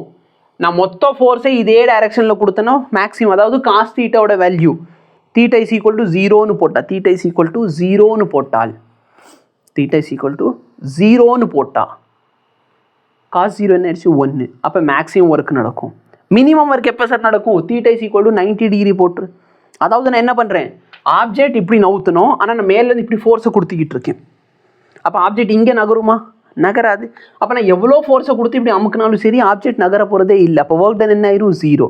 அப்போ ஒர்க் டனோட சிம்பிளஸ்ட் டெஃபினேஷன்னா ஃபோர்ஸ் அப்ளை பண்ணணும், அந்த இடத்துல என்ன இருக்கணும்? ஒரு டிஸ்பிளேஸ்மெண்ட் இருக்கணும். இது ஞாபகம் வச்சுக்கோ, இதுதான் ஃபோர்ஸு.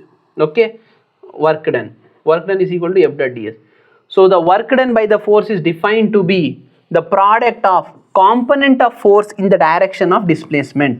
அதான் சார், டோட்டல் ஃபோர்ஸ்லேருந்து எவ்வளோ காம்பனண்ட் வந்து டிஸ்பிளேஸ்மெண்ட்டோட டைரக்ஷனில் இருக்குது.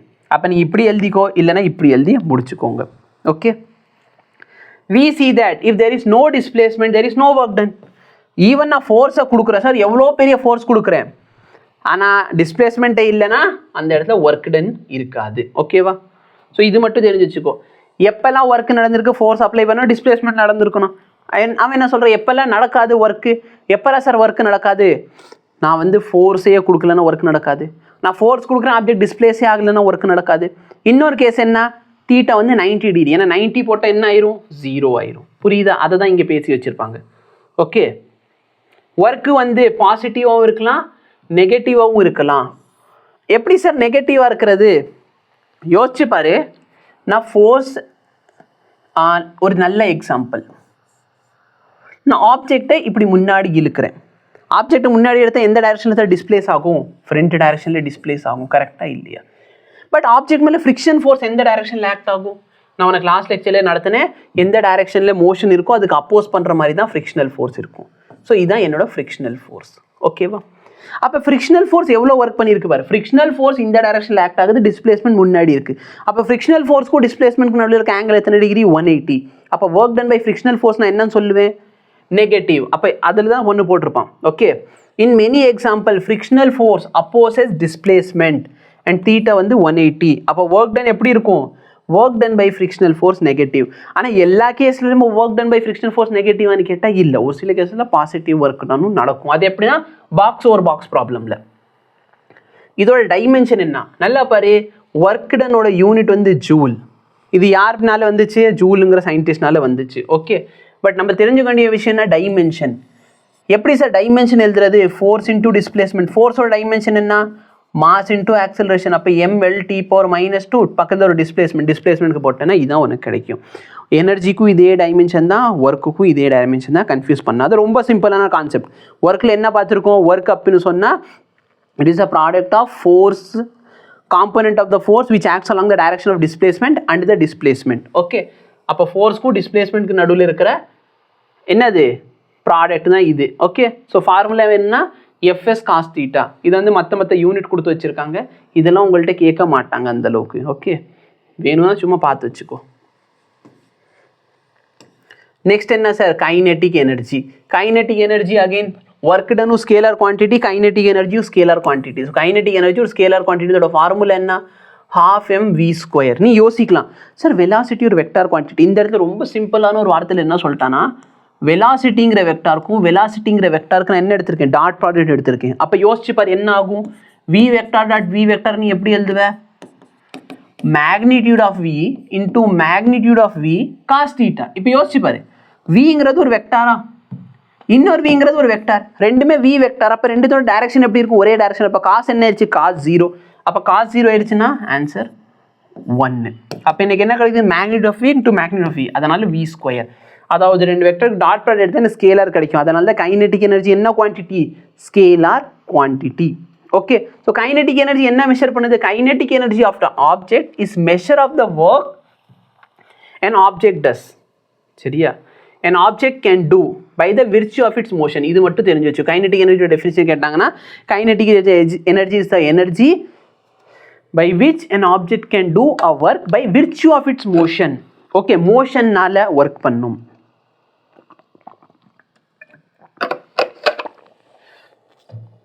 ஓகேவா? சரிங்க. இவ்வளோதான் கைனெட்டிக் எனர்ஜி. சரி, நான் சொல்கிறது அப்படி ஷார்ட் நோட்ஸாக எழுதி வச்சுக்கிட்டேன்னா உனக்கு ஈஸியாக இருக்கும். In a ballistic demonstration, a police officer fire a bullet of 50 grams with a speed of இது on a soft plywood thick 20 cm. The bullet emerges only 10% of the initial kinetic energy. What is the emergent speed of the bullet?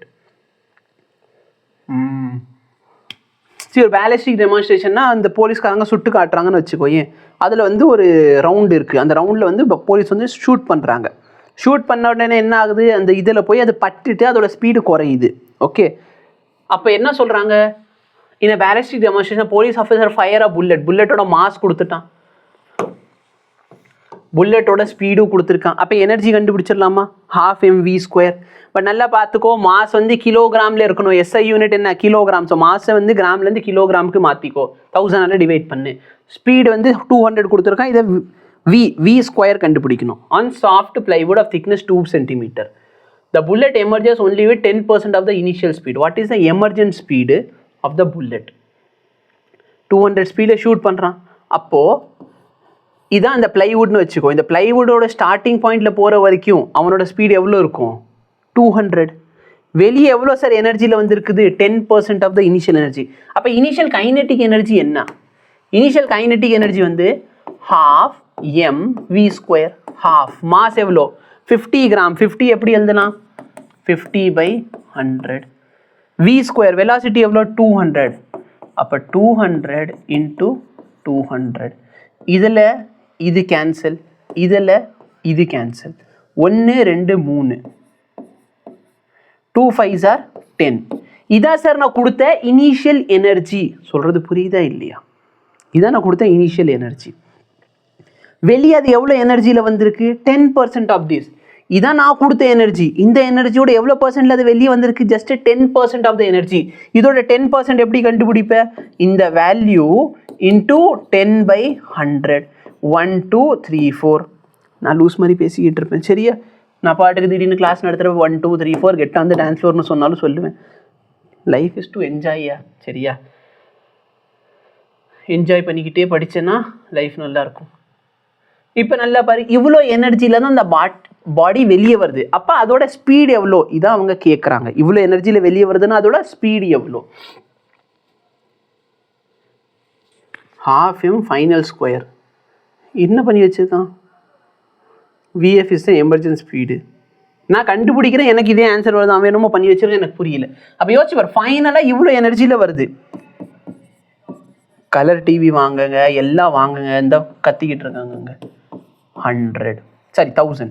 அப்போ half mass எவ்வளோ sir? 50/100. எனக்கு velocity தெரியாது, இதோட value 1000. இப்போ நல்லா பாரு, இது இதோட கேன்சல் பண்ண 25 வருமா? இந்த 25 இதோட கேன்சல் பண்ணால் 4. அப்போ வி ஸ்கொயரோட வேல்யூ 4000. ஆன்சர் 63. கரெக்ட் வந்துருமியா? இதே ஆன்சர் வருது. எப்படி இதே ஆன்சர் வருதுன்னு சொல்கிறீங்க? ஏன்னா யோசிச்சு பாரு, 3600 இருந்தால் 16 வந்திருக்கும். அப்போ ரூட் ஆஃப் வந்துருச்சா? 63.2. So answer is correct. So எனக்கு வியோட வேல்யூ வந்துருச்சு. ஸோ பேசிக்லி இவங்க வந்து என்ன பண்ணியிருக்காங்கிறது எனக்கு புரியல, பட் நான் என்ன பண்ணியிருக்கேன்னு உனக்கு சொல்லிடுறேன். அவனுக்கு 100 ஜூல் வந்திருக்கு, எனக்கு 1000 ஜூல் வந்திருக்கு. அந்த ஆன்சர் எப்படி? Initial kinetic energy with bullet வந்து 12m v². Initial kinetic energy வந்து 12m v². கரெக்டாக இல்லையா? ஓகே சார், கரெக்டாக தான் நான் எழுதியிருக்கேன். அதோட வேல்யூ 1000ன்னு சொல்கிறான். 50 கிராமை இப்படி எழுதியிருக்கான். இவனோட கேல்குலேஷன் பார்ப்போம்.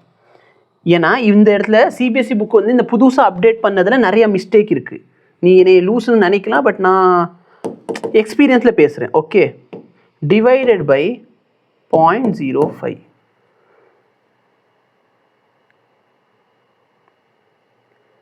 நான் எக்ஸ்ட்ரா 0 ஏதாச்சும் போட்டு வச்சுருக்கேன்னா?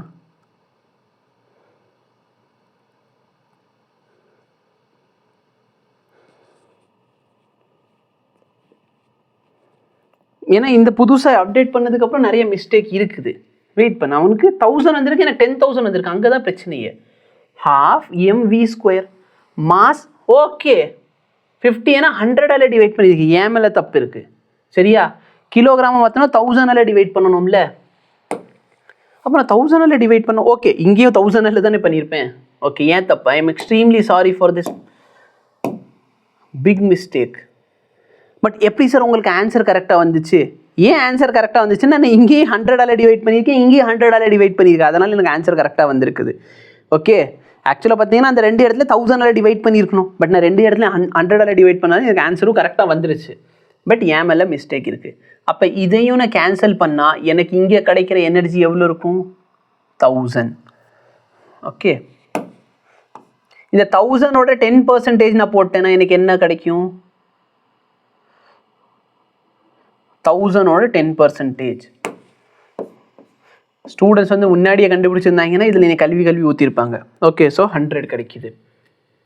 சரி, சீரியஸாக ஒரு சில எக்ஸாம்பிள் கொஸ்டினில் என்ன பண்ணியிருக்காங்கன்னா, அப்டேட் பண்ணதில் தப்பாக அப்டேட் பண்ணியிருக்கான். ஓகே, அப்போ இங்கே ஒரு எக்ஸ்ட்ரா 0. ஸோ அந்த எக்ஸ்ட்ரா 0 அங்கே போயிடுச்சு, வேற ஒன்றுமே இல்லை. இங்கே 0 போட்டு கேன்சல் பண்ணி இது 40,000. ஸோ 4000. ஸோ ஆன்சர் வந்து இவ்வளோ. Okay, so what is emergency speed கேட்டாங்க. எமர்ஜென்சி ஸ்பீட் நம்ம கண்டுபிடிச்சிட்டோம். ரொம்ப சிம்பிள். என்ன சார் பண்ணியிருக்கோம் கொஸ்டினில்? இனிஷியல் மாஸும் கொடுத்துட்டான், இனிஷியல் வெலாசிட்டி கொடுத்துருக்கான். அப்போ அது கண்டுபிடிச்சிட்டோம். அப்போ இனிஷியல் கைனெட்டிக் எனர்ஜி வந்துச்சு. என்ன சொல்கிறோம்? ஃபைனல் ஆப்ஜெக்ட் வெளியே வரப்போ எனர்ஜி 10% தான் இருக்குது. எவ்வளோ கொடுத்தோமோ அதோட 10% தான் இருக்குது. ஓகேவா? அப்போ 10% தான் இருக்குது அப்படின்னு சொன்னால் 10% தான் இருக்குது அப்படின்னு சொன்னால் what is the final kinetic, final energy கேட்டான். இனிஷியல் கைனடிக் எனர்ஜி கொடுத்தேன், அதோட 10% கண்டுபிடிச்சேன், அதை வச்சு ஃபைனல் எனர்ஜி கண்டுபிடிச்சிருக்கேன். ஓகே, ஸோ இவங்க இந்த இடத்துல இந்த ஸ்டெப்பெல்லாம் ஸ்கிப் பண்ணிட்டாங்க, அதனால டேரெக்டாக ஆன்சர் வந்துருச்சு. மற்றபடி இங்கே அதே தான் பண்ணியிருக்காங்க. இப்போ யோசிச்சு பாரு, ரொம்ப சிம்பிள், ரொம்ப குழப்புற அளவுக்கு ஒன்றுமே இல்லை. கேல்குலேஷனா என்ன, இன்டகிரேஷன் என்ன, அதெல்லாம் சொல்லி நான் உனக்கு டைம் வேஸ்ட் பண்ண போகிறது இல்லை. Work done by variable force. யோசிச்சு பாரு, ஒர்க் டனோட ஃபார்முலா என்ன பார்த்தோம், force into S into cos theta. சரியா, இந்த காசோட வேல்யூ 1ன்னு வச்சுக்கோ, காஸ் தீட்டோட வேல்யூ 1 ஆயிடுச்சு. அப்போ ஃபோர்ஸ் இன்டூ டிஸ்பிளேஸ்மெண்ட். நான் வந்து 10 நியூட்டன் ஃபோர்ஸுக்கு ஒரு ஆப்ஜெக்டை 1 மீட்டருக்கு நவுத்துறேன். 10 நியூட்டன் ஃபோர்ஸில் ஒரு ஆப்ஜெக்டை 1 மீட்டர் நவுத்துறேன். அப்போ நான் எவ்வளோ ஒர்க் சார் பண்ணியிருக்கேன், 10 இன்டூ 1 10. கரெக்டாக இல்லையா? ரொம்ப சிம்பிள். அப்போ இதோட கிராஃப் எப்படி இருக்கும்? நான் சொல்கிறது இப்போ கான்ஸ்டன்ட் ஃபோர்ஸை பற்றி. ஓகே, ஸோ ஏன்னா 10ங்கிறது ஒரு கான்ஸ்டன்ட் நம்பர். அப்போ யோசிச்சு பாரு, 10 நியூட்டன் ஃபோர்ஸில் ஆப்ஜெக்டை 1 மீட்டர், ஸோ இதோட வேல்யூ இதான் ஃபோர்ஸ், இது டிஸ்பிளேஸ்மெண்ட். 10 நியூட்டன் ஃபோர்ஸில் 1 மீட்டருக்கு நான் ஊற்றிருக்கேன். அடுத்து நான் என்ன பண்ணலாம், சரி இப்போ எனக்கு வந்து எனர்ஜி அதிகமாக இருக்குது, அப்போ நான் என்ன பண்ண போகிறேன், நான் 12 நியூட்டன் ஃபோர்ஸ் இல்லை 15 இல்லை 20 நியூட்டன் ஃபோர்ஸ், நான் 20 நியூட்டன் ஃபோர்ஸில் ஆப்ஜெக்டை அடுத்து 1 மீட்டருக்கு நான் ஊற்றுறேன். அப்போ இங்கே எவ்வளோ ஒர்க் பண்ணியிருக்கேன், இங்கே எவ்வளோ ஒர்க் பண்ணியிருக்கேன், நான் கண்டுபிடிச்சிட முடியுமா, முடியாதா? முடியும். பட் லெட் மீ சே, நான் வந்து ஃபோர்ஸை மாற்றிக்கிட்டே இருப்பேன். நான் எக்ஸை பொறுத்து என்ன பண்ணுவேன், ஃபோர்ஸை மாற்றுவேன். எப்படி மாற்றுறேன்னா, ஃபோர்ஸோட வேல்யூ 10x. இப்போ இந்த ஃபோர்ஸ் என்ன ஆயிடுச்சு சார், வேரியபிள். என்ன சார் சொல்ல வரீங்க, நல்லா பாரு, எக்ஸோட வேல்யூ 0 போட்டால் நான் எவ்வளோ ஃபோர்ஸ் சார் கொடுத்திக்கிட்டு இருக்கேன். ஆக்சுவலாக பார்த்தீங்கன்னா இதுவும் ஈஸியாக கண்டுபிடிச்சிடலாம், ஒன்றும் பிரச்சனை இல்லை. அப்போ ஃபோர்ஸோட வேல்யூ 0ன்னு கொடுத்தா நான் எவ்வளோ கொடுக்குறேன், 0. எக்ஸோட வேல்யூ 0ன்னு போட்டால் ஃபோர்ஸ் 0, எக்ஸோட வேல்யூ 1 போட்டால் ஃபோர்ஸ் 10. அப்போ இங்கே 0, 1க்கு 10, 2க்கு 20, 3க்கு 30, 4க்கு 40. அப்போ என் ஃபோர்ஸ் என்ன ஆகிக்கிட்டே இருக்குது சார், வேரி ஆகிக்கிட்டே இருக்குது, இன்க்ரீஸோ டிக்ரீஸோ. பட் இங்கே வேரி ஆகுதா இல்லையா, ஏன்னா சேஞ்சினாலே வேரி தான். அப்போ இதில் இன்க்ரீஸ் ஆனாலும் சரி டிக்ரீஸ் ஆனாலும் சரி என்ன ஆகுது, வேரி ஆகுது. அப்போ ஒர்க் டன் கேட்டால் என்ன பண்ணுவேன், நான் இந்த இடத்துல ஏரியா அண்டர் த கர்வ் கண்டுபிடிச்சிருவேன். சொல்கிறது புரியுதா இல்லையா, ஏரியா அண்டர் த கர்வ் கண்டுபிடிப்பேன். பட் சப்போஸ் என் ஃபோர்ஸ் இந்த மாதிரி மாறாமல் ரேண்டமாக இப்படி மாறுது சார், அப்போ நான் என்ன பண்ணுறது, I need to find area under the curve. But இப்போ எனக்கு ஏரியா அண்டர் த கர்வ் வேணும்னு சொன்னால் வேறு டயக்ராம் கொடுத்துருக்கானா, கொடுக்கல. நல்லா பாரு, இந்த இடத்துல கொஞ்சம் ஆல்ரெடி பிரித்து வச்சுருக்கேன் உனக்காக. பட் நீ புரிஞ்சுக்கணும் அப்படின்னா, என் ஃபோர்ஸ் எப்படி இருக்குது சார், என் ஃபோர்ஸ் இப்படி இருக்குது. அப்போ நான் ஏரியா கண்டுபிடிக்கணும்னு என்ன சார் பண்ணுவேன், இது ரெக்டாங்கிளும் கிடையாது ட்ரையாங்கிளும் கிடையாது. அப்போ நான் இது ரெக்டாங்கிள்னு அசியூம் பண்ணிக்கிட்டேன்னா இங்கேருந்து இங்கே வரைக்கும் இருக்கிற ஏரியாவை நான் கண்டுபிடிச்சிடலாம், லென்த் இன்டூ பிரெத்துன்னு போட்டு. அப்போ இங்கே எவ்வளோ ஃபோர்ஸ் இருக்கோ அதை வச்சு கண்டுபிடிச்சிடலாம். பட் ஆக்சுவலாக யோசிச்சு பாருங்க, அதை விட அதிகமான ஃபோர்ஸில் ஒரு சில இடத்துல கொடுத்துருக்கேன்னா இல்லையா, கொடுத்துருக்கோம் சார். அப்போ நான் என்ன பண்ணால் எனக்கு அதுவும் ஆகும். அப்போ நம்ம என்ன பண்ணுறோன்னா, இந்த மாதிரி ரெக்டாங்கிள் எடுக்காமல் இந்த ரொம்ப சின்ன டெல்டா எக்ஸுக்கு நான் இந்த மாதிரி ஒரு ரெக்டாங்கிள்ஸ் எடுக்கிறேன். ஏன்னா யோசிச்சு பாரு, அதை கம்பேர் பண்ணுறப்ப நான் இதில் என்ன பண்ணியிருக்கேன், நிறைய ஒர்க்கை கண்டுபிடிச்சிருக்கேன். இந்த இங்கனுக்குள்ளே குட்டி குட்டி கேப் இருக்குல்ல, இது மட்டும் தான் வேஸ்ட் ஆகிருக்கு. நான் சப்போஸ் இந்த டெல்டா எக்ஸை இன்னும் குறைச்சா, அதை புக்கில் கொடுத்துருக்கானா, கொடுத்துருக்கான். நான் இந்த டெல்டா எக்ஸ் என்ன பண்ணுறேன், ரொம்ப சின்ன சின்ன வேல்யூ, அதாவது இதோட ஏரியா அடுத்து இதோட ஏரியா அடுத்து இதோட ஏரியா அடுத்து இதோட ஏரியா இதோட ஏரியா இதோட ஏரியா இதோட ஏரியா இதோட ஏரியா இதோட ஏரியா அப்படியே ரொம்ப சின்ன சின்னதாக கண்டுபிடிச்சால் என்ன ஆகும். ரொம்ப சிம்பிள், ஒன்றும் கஷ்டப்படாத, சரியா. ஒரு விஷயம் நான் உனக்கு முன்னாடியே சொன்னேன், delta Y by delta X இப்படி இருக்குன்னு அசியூம் பண்ணிக்கோ. இதில் இந்த டெல்டா எக்ஸ் ரொம்ப சின்ன இதாயிருச்சு, இது என்ன ஆயிரும், டிஒய் பை டிஎக்ஸ்னு ஆயிரும். புரியுதா இல்லையா, delta Y by delta X. Suppose இந்த டெல்டா எக்ஸ் ரொம்ப சின்னதாக தான் இந்த டிஒய் பை டிஎக்ஸ்னு எழுதலாம். அதே மாதிரி பாரு, என்னோட ஒர்க் டனோட ஃபார்முலா வந்து force into delta X. Delta X என்ன, சின்ன எக்ஸ் வேல்யூ இந்த இடத்துல இருக்க பற்றியா, இந்த சின்னூண்டு எக்ஸ் வேல்யூ இந்த இடத்துல இருக்கிற ஒர்க்கு. ஓகே, ரொம்ப கன்ஃபியூஸ் ஆகுதுன்னா ஒன்றும் கவலைப்படாது. இப்போ இந்த டெல்டா எக்ஸ் ரொம்ப சின்னதாக இருந்தால் இது என்ன ஆயிரும், டிஎக்ஸ் ஆயிரும். அப்போ எனக்கு டோட்டல் ஒர்க்கு வேணும்னா நான் இந்த இடத்துல இன்டகிரேட் பண்ணணும். ரொம்ப சிம்பிளாக சொல்லணும்னா, கான்ஸ்டன்ட் ஃபோர்ஸ் இருந்தால் force into displacement, variable force இருந்தால் எஃப் டாட் டிஎக்ஸ். ஓகேவா, இந்த இடத்துல டி என்னது ரொம்ப சின்னது. அப்போ பேசிக்கலி இந்த இடத்துல நம்ம இன்டகிரேட் பண்ண ஆரம்பிச்சிடும். இதான் இந்த இடத்துல சொல்ல வராங்க, வேற ஒன்றும் சொல்ல வரல. இன்டகிரேஷன் என்ன பேசிக்லன்னு தெரிஞ்சுக்கணும்னா இன்டகிரேஷனுக்கு நான் ஆல்ரெடி வீடியோ போட்டிருப்பேன், நீ அதை போய் தாராளமாக பார்க்கலாம். ஃபார் எக்ஸாம்பிள் இங்கே இருக்கா இந்த வேல்யூ எல்லாம் வச்சுக்கிட்டு நான் என்ன பண்ணலாம், தாராளமாக என்கிட்ட என்ன கேட்குறாங்க, டோட்டல் ஒர்க் டன் கேட்டாங்கன்னா நான் ஈஸியாக என்ன பண்ண போகிறேன், woman pushes a truck on pushes a trunk. Okay, நான் யோசிக்கிறேன் என்ன உமன் ட்ரக்கை புஷ் பண்ணுறாங்க, ஏன் புஷ் பண்ணுறாங்க? Railway which has a rough surface, she has applied a force of 100 Newton over a distance of 10 meter. Thereafter she gets positively tired and her applied force reduces linearly. The total distance through which the truck is 20. Okay. Plot the graph applied by the woman for a friction force which is 50 Newton. Okay. என்ன சொல்கிறாங்க நல்லா பாரு, ஒரு woman இருக்காங்க, அந்த woman 10 Newton force கொடுத்து ஆப்ஜெக்டை 10 மீட்டருக்கு மூவ் பண்ணுறாங்க. இதுக்கு நம்ம தான் கிராஃப் பிளாட் பண்ணணும்னு சொல்கிறான். என்ன பண்ணுறேன் பாரு, 10 நியூட்டன் ஃபோர்ஸ் கொடுத்து 10 மீட்டர் வரைக்கும், சாரி 100 நியூட்டன் ஃபோர்ஸ் கொடுத்து 10 மீட்டர் வரைக்கும் நவுத்துறாங்க. அப்போ இவ்வளோ கொடுத்துருக்காங்க. நெக்ஸ்ட் என்ன பண்ணுறாங்க, அந்த லேடி கொஞ்சம் டயர்ட் ஆயிடுச்சு. டயர்ட் ஆனதுக்கப்புறம் அவங்க என்ன பண்ணுறாங்க, அவங்க ஃபோர்ஸை ஒரே அடி 50 ஆக்கல. ஒரே அடி 50 என்ன 10 மீட்டருக்கு அப்புறம் அவங்க ஃபோர்ஸை 50 ஆக்கிட்டு அடுத்து 50 நியூட்டன் ஃபோர்ஸில் தள்ளுறாங்க. பட் இது நடக்கல, அவங்க ஃபோர்ஸை கிராஜுவலி கம்மி பண்ணுறாங்க. எப்படின்னா 20 மீட்டரில் அவங்க போய் சேர்றப்ப அவங்க ஃபோர்ஸ் எவ்வளோ இருக்குது, 50 நியூட்டன். அப்போ அப்படியே கொஞ்சம் கொஞ்சமாக குறைச்சி கொண்டு வந்திருக்காங்க. புரியுதா இல்லையா? ஓகே. நெக்ஸ்ட் என்ன சொல்கிறாங்க, plot the graph applied. Okay, இந்த இடத்துல ஃப்ரிக்ஷனல் ஃபோர்ஸ் வேறு ஆக்ட் ஆகுது. நீ யோசிச்சு பாரு, ஃப்ரிக்ஷனல் ஃபோர்ஸோட மேக்ஸிமம் வேல்யூ என்ன, 50. ஃப்ரிக்ஷனல் ஃபோர்ஸ் இங்கே இருக்குது, இங்கே இருக்குது. ஃப்ரிக்ஷனல் ஃபோர்ஸோட மேக்ஸிமம் வேல்யூ எவ்வளோ, 50 அப்படின்னு சொல்லி கொஷின்லேயே கொடுத்துட்டாங்க. அப்போ யோசிச்சு பாரு, நான் 100 நியூட்டன் ஃபோர்ஸ் கொடுக்குறேன், ஃப்ரிக்ஷனோட மேக்ஸிமம் வேல்யூ என்ன, 50 தான்.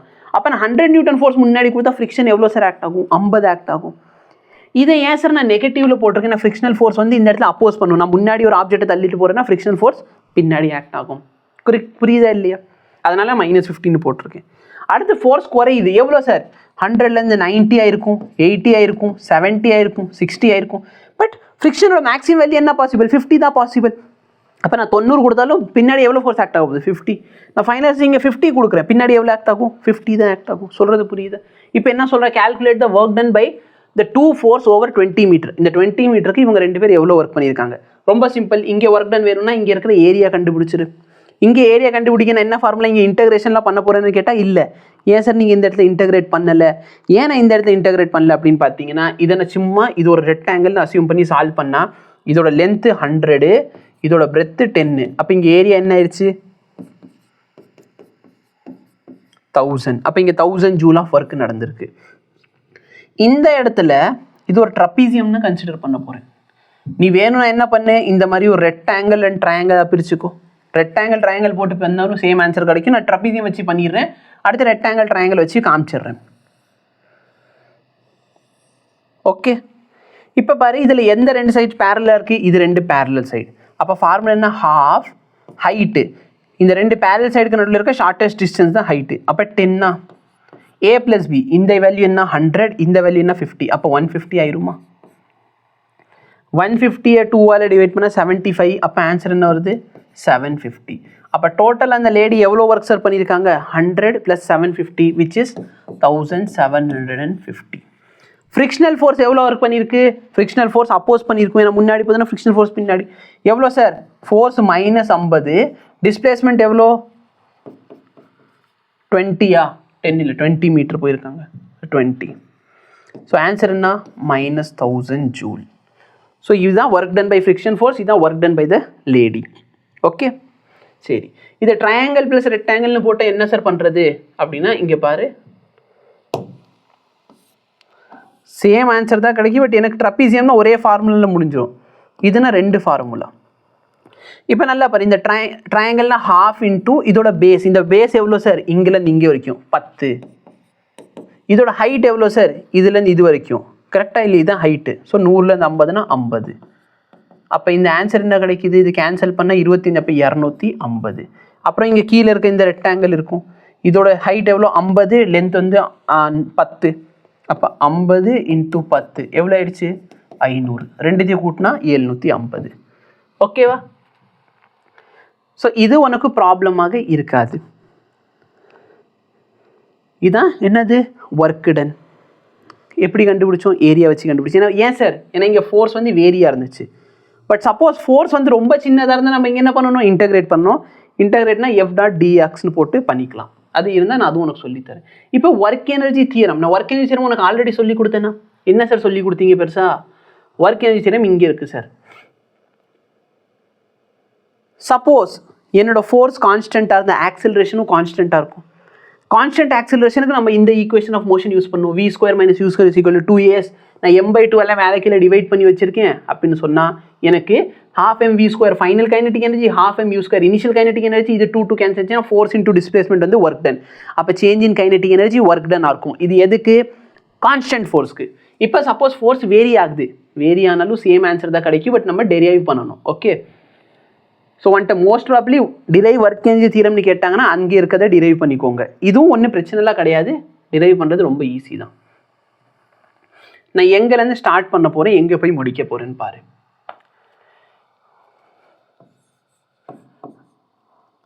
கைனெட்டிக் எனர்ஜியோட ஃபார்முலா எழுது. எதோட ஃபார்முலா எழுது? கைனெட்டிக் எனர்ஜியோட formula.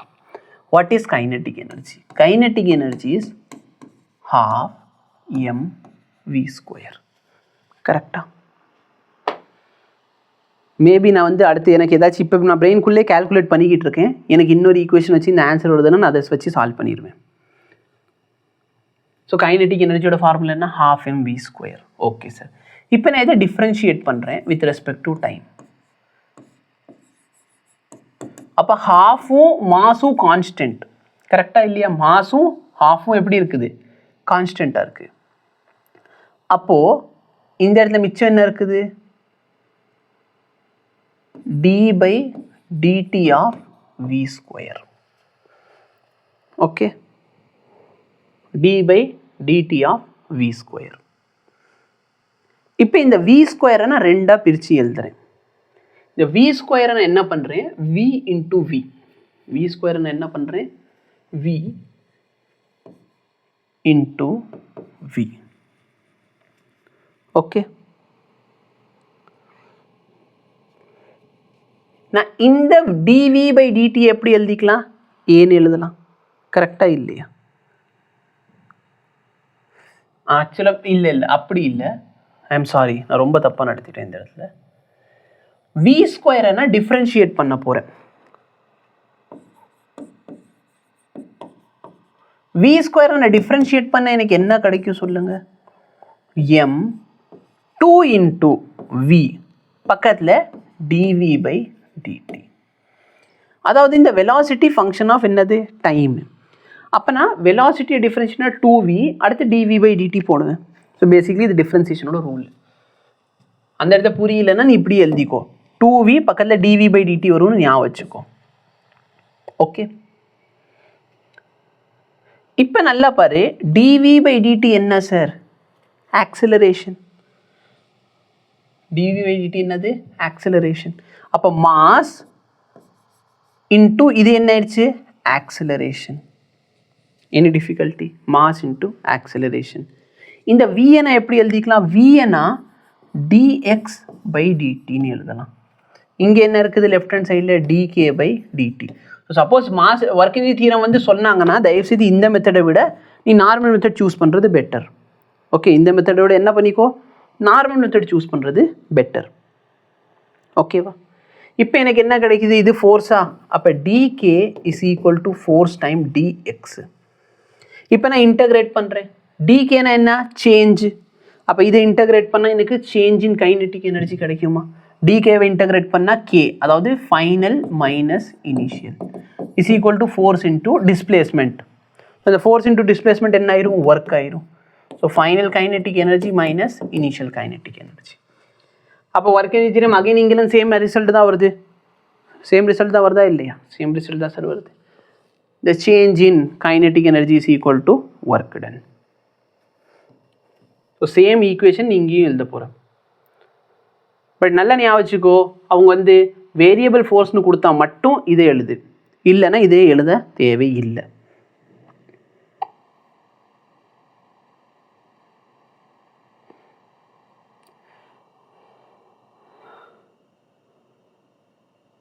Concept of potential energy.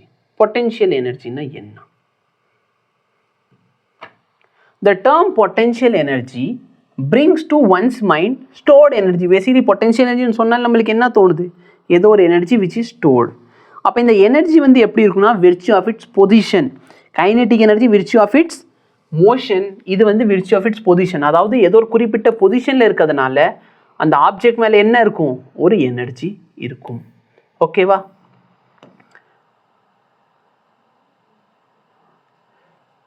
இங்கே பாரு, potential energy is the stored energy by virtue of its position இல்லைன்னா configuration of the body. இது எழுதுனா போதும். ஓகேவா? இப்போ என்ன சார் சொல்ல வரீங்க அப்படின்னா, ஃபார் எக்ஸாம்பிள் இந்த பென் இங்கே இருக்குது, நான் இந்த பெண்ணை மேலே தூக்குறேன். இப்போ இந்த பெண்ணை நான் மேலே தூக்குறேன்னா இதோட பொசிஷன்னாலே இதுக்கு ஒரு எனர்ஜி வந்துருச்சு. அந்த எனர்ஜினால தான் இப்போ நான் விட்டேன்னா அது என்ன ஆகுது, கீழே வருது. புரியுதா இல்லையா? இவ்வளோ தான் சார் கான்செப்ட். பட் இதில் ஒரு சில கண்டிஷன்லாம் இருக்குது. நம்ம பொட்டென்ஷியல் எனர்ஜின்னு சொன்னால் நம்ம ஆக்சுவலாக பொட்டென்ஷியல் எனர்ஜின்னு படிக்காமல் நம்ம எதை பற்றி படிக்கிறோன்னா சேஞ்ச் இன் பொட்டென்ஷியல் எனர்ஜி இதை பற்றி தான் படிக்கிறோம். ஓகேவா? ஸோ இப்போ ஒரு கிராவிடேஷன் வச்சுக்கிட்டோன்னா இதை மட்டும் ஞாபகம் வச்சுக்கோ. the work done by the external agency against the gravitational force ஓட வேல்யூ என்ன, mgh. எப்படி சார்னா இது ரொம்ப சிம்பிள். ஒர்க் டன் என்ன, ஃபோர்ஸ் இன்டூ டிஸ்பிளேஸ்மெண்ட்டா? கரெக்டாக இல்லை, வேரியபிள் ஃபோர்ஸ் இல்லை, கான்ஸ்டன்ட் ஃபோர்ஸ் தான் ஆக்ட் ஆக போகுது. ஏன்னா கிராவிட்டி வந்து கான்ஸ்டண்ட்டாக தான் இருக்கும். அப்போ எஃப் இன்டூ எஸ். சரி, எவ்வளோ வெயிட் சார் தூக்குறீங்க, கீழேருந்து மேலே தூக்குறேன்னா எம்ஜி அளவுக்கு வெயிட்டை தூக்குறேன். அது எவ்வளோ ஹைட் ஏறுது, ஹச் ஹைட் ஏறுது. அப்போ நான் எவ்வளோ ஒர்க் பண்ணியிருக்கேன், எம்ஜிஹெச் ஒர்க் பண்ணியிருக்கேன். இந்த எம்ஜிஹெச் ஒர்க் தான் என்னவாக மாறுது, பொட்டென்ஷியல் எனர்ஜியாக மாறுது. ஓகே, இப்போ கிராவிடேஷன் பொட்டென்ஷியல் ஆப்ஜெக்ட் வந்து function of height it is donated by V H and the negative of work done. So ஏன் இது நெகட்டிவ் ஆஃப் ஒர்க் டன்னா, கிராவிட்டி வந்து கீழே ஆக்ட் ஆகும், எம்ஜி கீழே ஆக்ட் ஆகுது, நான் மூவ் பண்ணுறது மேலே. அப்போ work done by the gravity பார்த்தீங்கன்னா மைனஸ் எம்ஜிஹெச்னு சொல்லுவோம். பட் நம்ம ஒர்க் டன் பை கிராவிட்டி பொதுவாக கேட்க போகிறது இல்லை. சரியா? What is the potential energy system கேட்டாங்கன்னா M into G into H. இது மட்டும் இப்போதைக்கு நீ தெரிஞ்சு வச்சுக்கிட்டால் போதும். ஓகே, இந்த இடத்துல என்ன பண்ணியிருக்காங்க, ஒரு ஆப்ஜெக்டை நான் கீழேருந்து மேலே தூக்கி எறிகிறேன். சரியா? கீழேருந்து மேலே தூக்கி எறிகிறேன், இல்லை மேலேருந்து கீழே வருது. அப்போ இனிஷியலாக நான் ட்ராப் பண்ணுறேன்னு வச்சுக்கோ. அப்போ இங்கே என்ன நடக்கும் அப்படின்னா, ஸ்டார்டிங்கில் அதுக்கு என்ன இருக்குது, ஹைட்னால அதுக்கு என்ன இருக்குது, கைனெட்டிக் எனர்ஜி இல்லை பொட்டென்ஷியல் எனர்ஜி. கைனெட்டிக் எப்போ வரும், மோஷனில் இருந்தால் மட்டும்தான் கைனெட்டிக் எனர்ஜி. இப்போ ஆப்ஜெக்ட் வந்து ஏதோ ஒரு ஹைட்டில் இருக்குது, இப்போ ரெஸ்ட்டில் இருக்குது. அப்போ இனிஷியல் கைனெட்டிக் எனர்ஜினா 0. இப்போ நான் ட்ராப் பண்ணுறேன். ஓகேவா? நான் ட்ராப் பண்ண ஒரு ஹைட் குறையுது. அப்படின்னா என்ன, அதோட பொட்டென்ஷியல் எனர்ஜி குறையுது. ஆப்ஜெக்ட் கீழே வர அதோட வெலாசிட்டி என்ன ஆகுது, கூடுது. அப்போ நான் என்ன சொல்லலாம்னா, கைனெட்டிக் எனர்ஜி குறைஞ்சிச்சுன்னா பொட்டென்ஷியல் எனர்ஜி கூடும், பொட்டென்ஷியல் எனர்ஜி குறைஞ்சிச்சுன்னா கைனெட்டிக் எனர்ஜி குறைஞ்சின்னா கூடும், கூடுச்சுன்னா குறையும். அவ்வளோதான். ஓகேவா? வைஸ் வர்ஸா. இப்போ ரொம்ப சிம்பிளான டெரிவேஷன் என்ன, ஒர்க் டனோட ஃபார்முலா நம்ம என்ன பார்த்தோம், final kinetic energy minus initial kinetic energy. Work டனோட ஃபார்முலா இன்னொரு ஃபார்முலா என்னன்னு பார்த்தீங்கன்னா change in potential energy, final potential energy minus initial potential energy. சரிங்களா? அப்போ நான் ரெண்டுத்தையும் ஈக்குவேட் பண்ணிக்கிட்டேன்னா எனக்கு இதுதான் ஒர்க் எனர்ஜி தியரம் ஆயிரும். ஓகேவா? இதான் என்ன ஆயிரும், ஒர்க் எனர்ஜி தியரம். ஆக்சுவலாக இதில் ஒரு நெகட்டிவ் சைன் வேறு வரும். இங்கே என்ன சார் பண்ணியிருக்கோம்னா, ஒன்றுமே பண்ணல, v² மைனஸ் u² = 2gh இருக்குமா. நான் இந்த இடத்துல u ஸ்டார்டிங்கில் 0ன்னு வச்சுட்டேன். அப்போ v² = 2gh. நான் m/2ஆல் பண்ணால் இது கேன்சல் ஆயிரும். அப்போ 12mv² வந்து mgh ஆயிரும். ஓகேவா? இது எல்லா டைமுமே கரெக்டாக எல்லாம் இருக்காது, இட் டிபெண்ட்ஸ். ஓகே, ஸோ இதை பற்றி இன்டெப்த்தாக பார்க்கணும், நம்ம நெக்ஸ்ட் லெசனில் பார்க்கணும். ஸோ ஒர்க் டன் எங்கே இருக்குது, கான்செப்ட் ஆஃப் மெக்கானிக்கல் எனர்ஜி வந்துருச்சு. இந்த மெக்கானிக்கல் எனர்ஜி ரொம்ப சிம்பிள். மெக்கானிக்கல் எனர்ஜினா sum of all the energy in simplicity. எங்கே கொடுத்து வச்சுருக்கேன், therefore work energy theorem, there conservative first total energy function blah blah blah blah blah.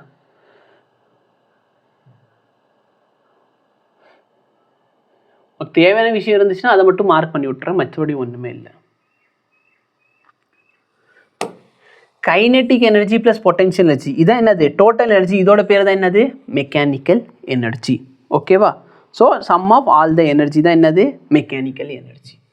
இது மட்டும் தெரிஞ்சு வச்சுக்கோ.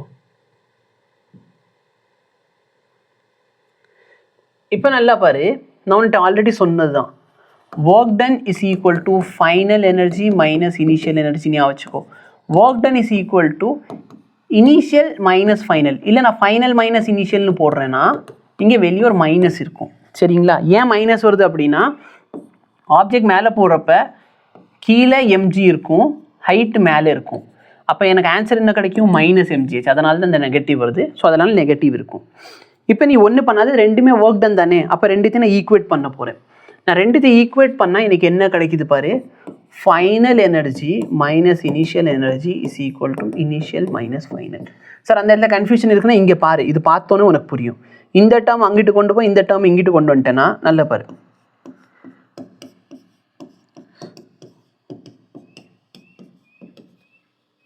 ஓகே, இது என்ன சார்? Initial potential energy. இது என்ன சார்? Initial kinetic energy. அப்போ இனிஷியல் பொட்டன்ஷியல் எனர்ஜியையும் இனிஷியல் கைனெட்டிக் எனர்ஜி சேர்த்தனா என்ன சொல்லலாம்? Initial mechanical energy. Final potential energy, final kinetic energy ரெண்டுத்தையும் கூட்டினா ஃபைனல் மெக்கானிக்கல் எனர்ஜி. அப்போ நான் சிம்பிள் வேர்டில் சொல்லணும்னா கன்சர்வேஷன் ஆஃப் டோட்டல் எனர்ஜின்னு சொன்னால் the total mechanical energy of the system is conserved. அப்படின்னா என்ன? ஸ்டார்டிங்கில் இருக்கிற என்னோட மெக்கானிக்கல் எனர்ஜியும் ஃபைனலில் இருக்கிற என் மெக்கானிக்கல் எனர்ஜியும் ஈக்குவலாக இருக்கும். இது பேர் தான் கன்சர்வேஷன் ஆஃப் எனர்ஜி. இது மட்டும் நீ பார்த்தா போதும். ஓகே, வேறு எதுவுமே போட்டு நீ கன்ஃபியூஸ் பண்ணிக்க வேண்டாம். Okay, so based on the problems எல்லாம் நம்மளுக்கு நிறைய டிஃப்ரெண்ட் கேசஸ் வரும். அதுக்கப்புறமேல் பார்த்தீங்கன்னா இது என்ன, இது ஒரு வெர்டிகல் சர்க்குலர் மோஷன். நான் மொத்தம் ஒரு லெக்சர் வச்சுருப்பேன். சரியா? சும்மா சொல்லலை, என் கோர்ஸில் படிக்கிற ஸ்டூடெண்ட்ஸை கேட்டிங்கன்னா வெர்டிகல் சர்க்குலர் மோஷனுக்கு ஒரு லெக்சர் இருக்கும். அவ்வளோ டீட்டெயில் கொஷின். பட் உங்களுக்கு ஒரு சிம்பிள் ப்ராப்ளம் கொடுத்துருக்காங்க. இது நடத்தலைன்னா உன்கிட்ட கேட்க போகிறது இல்லை. அதனால் நீ அதை பற்றி கவலைப்பட வேண்டாம். ஸ்ப்ரிங்கோட பொட்டன்ஷியல் எனர்ஜி நான் எப்படி டிரைவ் பண்ணுறது? ஒர்க் டனோட ஃபார்முலா என்ன பார்த்தோம்? Work done is equal to F dot D S. ஓகேவா? எஃப் டாட் டிஎஸ் நான் சொல்கிறது மட்டும் நீ ஞாபகம் வச்சுக்கிட்டா போதும். Work done is equal to F dot D S. இங்கே என்ன ஆகுது அப்படின்னா, ஸ்ப்ரிங்கில் இருக்கிற ஃபோர்ஸோட formula F is equal to minus K X. இதோட பேர் தான் ஹூக்ஸ் லா. என்னலா? ஹூக்ஸ் லா. இது மட்டும் தெரிஞ்சு நிறைய விஷயங்கள் இப்போதைக்கு கடைசி நேரத்தில் தெரிய வேண்டிய அவசியம் இல்லை. எக்ஸாம் பாயிண்ட் ஆஃப் வியூவில் என்ன தேவையோ அதை மட்டும் நான் உனக்கு சொல்லி கொடுத்துக்கிட்டு இருக்கேன். ரெக்கார்டிங் ஆகுதா இல்லையான்னு நான் செக் பண்ணிக்கிறேன். ஏன்னா ரெக்கார்ட் ஆகுதா இல்லையாங்கிறது அது எனக்கு ஒரு எக்ஸாமு. ஏன்னா நான் பாட்டுக்கு பூரா நடத்தி ரெக்கார்டே ஆகலைன்னா சங்கட்ட குஸ்கா. So Hooke's law, F is equal to minus K X. இப்போ நான் இந்த இடத்துல சப்ஸ்டியூட் பண்ணுறேன். சரியா? எஃப்க்கு பதிலாக மைனஸ் வெளியே வச்சாச்சு, கேஎக்ஸை சப்ஸ்டியூட் பண்ணுறேன். K x d x. அப்போ இங்கே கேவோட வேல்யூ என்ன? 1. இன்டகிரேஷனோட ரூல்ஸ் என்ன? எக்ஸ் பவர் என் டிஎக்ஸை நான் இன்டகிரேட் பண்ணால் x power n plus 1 divided by n plus 1. அப்போ எக்ஸ் பவர் 1 நான் இன்டகிரேட் பண்ணால் x power 1 plus 1 by 1 plus 1, அதாவது எக்ஸ் பவர் 2 பை 2. அப்போ இது இன்டகிரேட் பண்ணால் இது கிடைக்கும். இதான் ஒர்க் டன். சரியா? அப்போ நான் உனக்கு ஆல்ரெடி சொன்னேன்னா ஒர்க் டன் என்னவா இருக்கோ அதுக்கு ஆப்போசிட் தான் எனர்ஜி. அப்போ என் எனர்ஜி என்ன ஆயிரும்? ஒர்க் டன் வந்து மைனஸ் இதுனா எனர்ஜி ஸ்டோர் வந்து ½ கே எக்ஸ் ஸ்கொயர். எப்படி ஒரு ஆப்ஜெக்ட்டுக்கு ½ mv ஸ்கொயர், அதே மாதிரி ஸ்ப்ரிங்குக்கு எவ்வளோ இருக்கும் எனர்ஜி? ½ K X square. இது மட்டும் தெரிஞ்சு வச்சுக்கோ. நிறைய விஷயங்கள் இங்கே தேவையில்லை. நீ நிறைய போட்டு வச்சுருக்கேன், இதெல்லாம் உனக்கு தேவையில்லை, விட்டு தள்ளு. ½ கே எக்ஸ் ஸ்கொயர் மட்டும் நீ ஞாபகம் வச்சுக்கோ. ஓகே, ஸோ இங்கே பாரு, இங்கே கொண்டு வந்திருப்பாங்க. இவ்வளோ தூரத்தை எழுதிட்டு ½ கே எக்ஸ் ஸ்கொயர். ஓகே, இப்போ இது என்ன சார் அப்படின்னா, ஸ்ப்ரிங்கோட பொசிஷனை பொறுத்து வெலாசிட்டி என்ன ஆகும்னா சேஞ்ச் ஆகிக்கிட்டே இருக்கும். அப்போ இந்த இடத்துல இந்த கிராஃபில் சொல்ல வேண்டிய விஷயம் என்னென்னா 2 விஷயம் மட்டும் நோட் பண்ணு. இது இருக்குது பார்த்தியா, இது ஏன் பொட்டென்ஷியல் எனர்ஜி. அதாவது ஆப்ஜெக்ட் எவ்வளோ தூரமாக இருக்கும், என் பொட்டென்ஷியல் எனர்ஜி ஃபார்முலா என்ன? ½ K X square. Kinetic energy formula என்ன? ½ mv ஸ்கொயர். ஓகே, நீ யோசிச்சு பாரு. நான் வந்து ஒரு ஊஞ்சல் ஆடுறேன்னு வச்சுக்கோ. இது ஸ்ப்ரிங்கில் இருந்து மாற்றி விட்டு இது ஊஞ்சல்னு அசியூம் பண்ணிக்கோ. இதுதான் சார் ஊஞ்சல். ஓகே, இந்த ஊஞ்சல் ஆடுது. இந்த ஊஞ்சல் ஆடுறது உன் கண்ணுக்கு தெரியுதா? தெரியும்னு நினைக்கிறேன். இப்போ யோசிச்சு பாரு, இதுதான் 0 பாயிண்ட். நான் எவ்வளோ தூரத்தில் போகிறேனோ அவ்வளோ தூரம் எனக்கு எக்ஸோட வேல்யூ என்ன ஆகுது? இன்க்ரீஸ் ஆகுது. அப்போ நான் தூரம் போக இந்த எக்ஸ் வேல்யூ இன்க்ரீஸ் ஆச்சுன்னா இந்த வியோட வேல்யூ இன்க்ரீஸ். வீணா என்ன? Potential energy. ஓகேவா? நான் இந்த சைடு போகிறேன், எக்ஸோட வேல்யூ நெகட்டிவ்ல இருக்கும். ஆனால் நெகட்டிவே நான் ஸ்கொயர் பண்ண என்ன ஆகுது, பாசிட்டிவ். அப்போ நான் எவ்வளோ தூரம் இந்த சைடோ இல்லை எவ்வளோ தூரம் இந்த சைடு போகிறேனோ அவ்வளோக்கு அவ்வளோ எனக்கு இந்த வேல்யூ என்ன ஆகுது, இன்க்ரீஸ் ஆகுது. அப்போ நான் கிராஃப் வரைகிறேன். எக்ஸ் ஸ்கொயர் கிராஃப்னா பேராபோலிக் கிராஃப் வரும். அப்போ அதனால தான் நான் என்ன பண்ணுறேன், இந்த மாதிரி ஒரு கிராஃப் போட்டிருக்கேன். ஓகேவா? நான் எவ்வளோ தூரம் தள்ளி போகிறேனோ அவ்வளோ தூரம் இது கூடுது. ஸோ கிராஃப் வந்து இன்க்ரீஸ் ஆகுது. இது பொட்டென்ஷியல் எனர்ஜியோடது. நான் தூரம் போக தூரம் போக தூரம் போக வெலாசிட்டி என்ன ஆகும், கம்மியாகிட்டே போகும். அங்கேருந்து நான் ஆப்ஜெக்டை விடுறேன். யோசிச்சு பாருங்க, இந்த பேனாவை இங்கே ஓரத்துலேருந்து விடுறேன். எந்த பாயிண்ட்டில் சார் வெலாசிட்டி இருக்கிறதுல அதிகம் பாரு, இந்த கீழே இருக்கிறப்ப தான் அதோட வெலாசிட்டி என்ன இருக்கும், அதிகமாக இருக்கும். புரியுதா இல்லையா? அப்போ இந்த பாயிண்டில் வெலாசிட்டி அதிகம். அப்போது எங்கே வெலாசிட்டி இருக்கிறதுல கம்மி, ஓரத்தில் வெலாசிட்டி கம்மி. அப்போ ஓரத்தில் இருக்கிறப்ப வெலாசிட்டி கம்மி, பக்கத்தில் வர வர வர வர வெலாசிட்டியோட வேல்யூ என்ன ஆகுது, அதிகம் ஆகுது. அப்போ கைனடிக் எனர்ஜி என்ன ஆகுது, அதிகமாகுது. அப்போ இந்த கிராஃபில் எனர்ஜி இருக்குது, இந்த கிராஃபில் பொசிஷன் இருக்குது. அப்போ எனர்ஜி என்ன ஆகுது. பட் இதில் பியூட்டி என்னன்னா, கைனடிக் எனர்ஜி என்ன ஆகுது சார், கூடுது கூடுது கூடுது கூடுது கூடுது, குறையுது குறையுது குறையுது குறையுது குறையுது. பொட்டென்ஷியல் எனர்ஜி என்ன ஆகுது, குறையுது குறையுது குறையுது குறையுது குறையுது, கூடுது கூடுது கூடுது கூடுது. ஆனால் sum of kinetic energy plus potential energy எப்படி இருக்குது, இங்கே 0, இங்கே +1, இந்த வேல்யூ 1 வச்சுக்கோ, 0 1. அப்போ ஆன்சர் 1 வருதா? அடுத்து பாரு, இங்கே ஒரு 0.5னா அவனோட வேல்யூ 0.5. அப்போ இந்த இடத்துல தான் ஒரு குறிப்பிட்ட பாயிண்ட்ல தான் கைனடிக் எனர்ஜி பொட்டென்ஷியல் எனர்ஜி என்ன இருக்குது, ஈக்குவலாக இருக்குது. எல்லா பாயிண்ட்லையும் ஈக்குவலாலாம் இருக்காது. பட் நீ டோட்டலாக கவனிக்க வேண்டிய விஷயம்னா, சம் ஆஃப் கைனடிக் எனர்ஜியும் பொட்டென்ஷியல் எனர்ஜி எப்படி இருக்குது, கான்ஸ்டன்ட். இதோட பேர் தான் conservation of mechanical energy, which I called COME. Okay, இது மட்டும் தெரிஞ்சு வச்சுக்கோ, மற்றதெல்லாம் தேவை இல்லை. இதுக்கு அடுத்து உனக்கு தெரிஞ்சுக்க வேண்டிய டாபிக் என்னன்னா பவர். என்ன டாபிக், பவர். இந்த பவர் ரொம்ப பெரிய டாபிக்கான்னு கேட்டால் இல்லை. பவர்னா ஒன்றுமே கிடையாது. டெஃபினேஷன் எங்கே கொடுத்து வச்சிருக்கான், often it is interesting. Power is defined as the rate at which work is done or energy is transferred.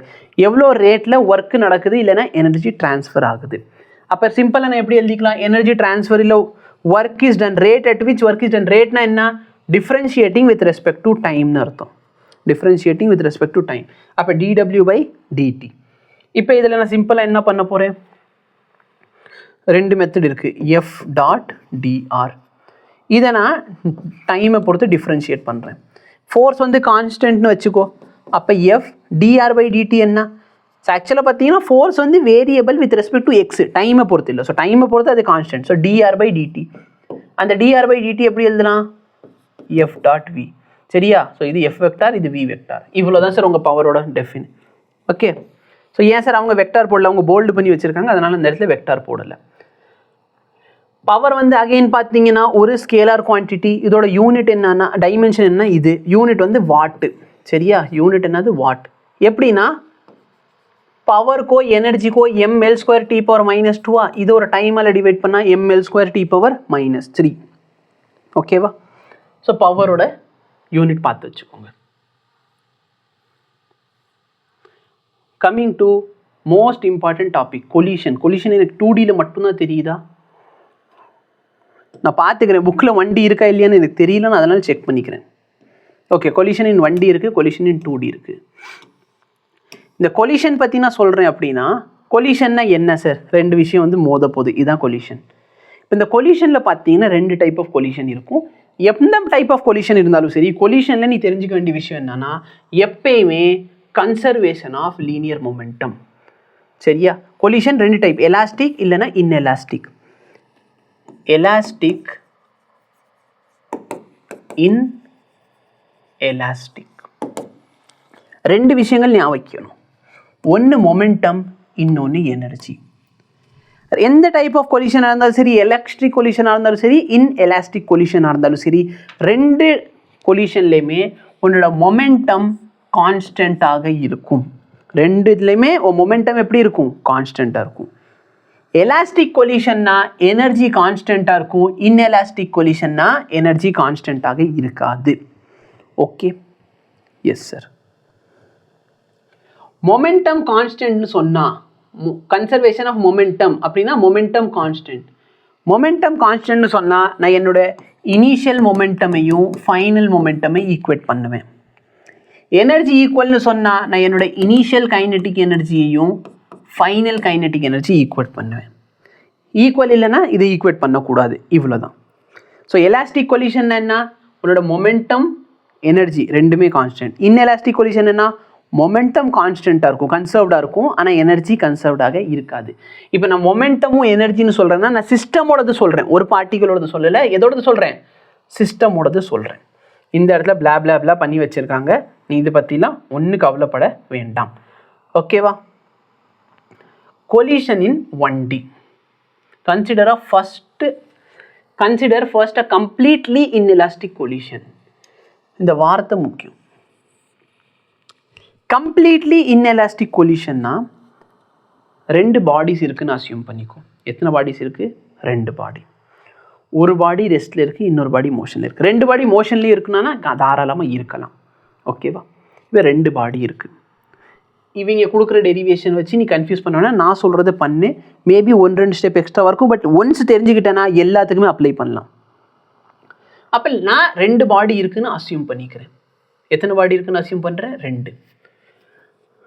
First பாடியோட மாஸ் 1, அதோட வெலாசிட்டி 1. ஓகே, நீ யூ யூஸ் பண்ணிக்கோ. v1 இனிஷியல் அப்படிலாம் போட்டு கன்ஃபியூஸ் பண்ண வேண்டாம். ஃபஸ்ட்டு பாடியோடது யூனா இனிஷியல் வெலாசிட்டி. செகண்ட் பாடியோட மாஸ் 2, அதோட இனிஷியல் வெலாசிட்டி எவ்வளோ, u2ன்னு வச்சுக்கோ. அப்போ ரெண்டு பாடி இருக்குது. இது என்ன பண்ணியிருக்கேன், ஃபஸ்ட்டு பாடியோட இனிஷியல் மொமெண்டமையும் செகண்ட் பாடியோட மொமெண்டம். ஏன்னா எந்த டைப் ஆஃப் கொலிஷனாக இருந்தாலும் சரி மொமெண்டம் கன்சர்வ்டாக இருக்கும், ஞாபகம் வச்சுக்கோ. மொமெண்டம் கன்சர்வேஷன் ரொம்ப ஹெல்ப்ஃபுல்லாக இருக்கும் இந்த இடத்துல.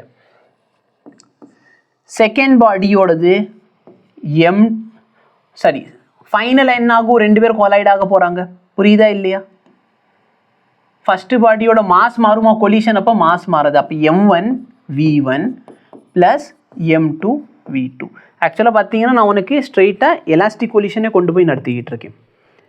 இப்போ இதான் சார் பேசிக் கண்டிஷன். நான் என்ன பண்ணியிருக்கேன், சிஸ்டமோட இனிஷியல் மொமெண்டமையும் சிஸ்டமோட ஃபைனல் மொமெண்டமே ஈக்குவேட் பண்ணியிருக்கேன். இதில் யாருக்காச்சும் சந்தேகம் இருக்கா? m1 u1 + m2 u2 is equal to m1 v1 + m2 v2. Mass of first body, mass of second body. u1 u2னா initial momentum of first body second body. v1 v2னா final velocity மொமெண்டம்னு சொல்லியிருப்பேன், final velocity of first body and second body. இப்போ நான் என்ன பண்ணுறேன்னா completely inelastic கொலிஷன்னா என்ன, நான் ஏதோ ஒரு ஆப்ஜெக்டை இன்னொரு ஆப்ஜெக்டில் மோத வைக்க போகிறேன். மோதினதுக்கப்புறம் இந்த ரெண்டு ஆப்ஜெக்ட்டுமே சேர்ந்து போகுது. இது பேர் தான் கம்ப்ளீட்லி இன்எலாஸ்டிக். அதாவது ஒரு துப்பாக்கி இருக்குன்னு வச்சுக்கோ, இந்த இடத்துல ஒரு உடன் பிளாக் இருக்குது. இந்த துப்பாக்கியை நான் உடன் பிளாக்ல அடித்த உடனே இந்த உடன் பிளாக் இந்த துப்பாக்கியை பிடிச்சி ரெண்டு பேரும் சேர்ந்து ஆசோலேட் பண்ண போகிறாங்க. புரியுதா? இது பேர் தான் கம்ப்ளீட்லி இன்எலாஸ்டிக். அப்படின்னா என்ன, ரெண்டு பேரும் சேர்ந்துட்டு ஒரே பாடியாக போக போகிறாங்க. இதுதான் அதோட மீனிங்.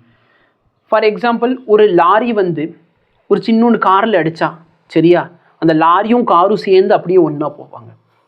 அப்போ நான் இனிஷியலாக அந்த லாரியோ காரோ ரெஸ்ட்டில் இருக்கணும்னு அவசியம் இல்லை. பட் இவங்க ரெஸ்ட்டில் வச்சுருக்காங்கன்னா நீ என்ன பண்ணிடு, இது ரெஸ்ட்டில் இருக்குது, ரெஸ்ட்டில் இருக்கணும், இந்த வேல்யூ என்ன 0. அப்போ இது 0 ஆயிருமா? அப்போது m1 u1 ரெண்டு பேரும் மோதினதுக்கப்புறம் ஒரே வேகத்தில் போக போகிறாங்களா? அப்போ இந்த ரெண்டு வெலாசிட்டி எப்படி இருக்கும், சேமாக இருக்கும். அப்போ m1 + m2 × v. அப்போ இந்த ஃபைனல் வெலாசிட்டி தான் வேணும். இனிஷியல் வெலாசிட்டி என்ன வேகத்தில் அவன் வரான்னு எனக்கு தெரியும், மோதினதுக்கப்புறம் எனக்கு வேகம் தெரியணும். ஓகேவா? ஏன் சார் நீங்கள் எக்ஸ்ட்ரா ஸ்டெப் எழுதிருக்கீங்க, டேரெக்டாக இவங்கள மாதிரி வந்திருக்கலாம்னு கேட்டால், இது நீ தெரிஞ்சுக்கிட்டேன்னா நீ எல்லா கொஷினையும் ஈஸியாக சால்வ் பண்ணலாம். ஸோ இது வந்து இன்எலாஸ்டிக் கொலிஷன். ஏன்னா எலாஸ்டிக் கொலிஷன் வரப்போ உனக்கு ப்ராப்ளம் ஆயிரும். அடுத்து பார்த்தீங்கன்னா உங்களோட லாஸ் இன் கைனெட்டிக் எனர்ஜி, எவ்வளோ உங்களோட எனர்ஜி லாஸ் ஆகிருக்கு. இனிஷியலாக நான் என்ன வேகத்தில் வந்தேன், 12 m² வேகத்தில் வந்தேன். கரெக்டாக இல்லை? இதான் இனிஷியல் எனர்ஜி. ஃபைனலாக என்ன ஆயிடுச்சு சார், ஃபைனலாக ரெண்டு ஆப்ஜெக்ட்டும் சேர்ந்து மூவ் பண்ணுறாங்க. கரெக்டாக இல்லையா? அப்போ டோட்டல் மாஸ் எவ்வளோ சார், சிஸ்டமோட மாஸ் எவ்வளோ சார்? ஏன் சார் இந்த இடத்துல m1 u1 மட்டும் போடுறீங்க, ஏன் 12 m2 u2² ஏன் நீங்கள் போடலை? ஏன்னா இது வந்து ரெஸ்ட்டில் இருக்குது சார். புரியுதா இல்லையா? ரெஸ்ட்டில் இருக்குது. அப்படின்னா அந்த எனர்ஜி 0. -12 m1 + m2 கரெக்டாக மாஸ் இன்டூ வெலாசிட்டியோட ஸ்கொயர். வெலாசிட்டி எவ்வளோ சார் நம்மளுக்கு இங்கே வந்துச்சு, வெலாசிட்டி எவ்வளோ அது, m1 / m1 + m2 ²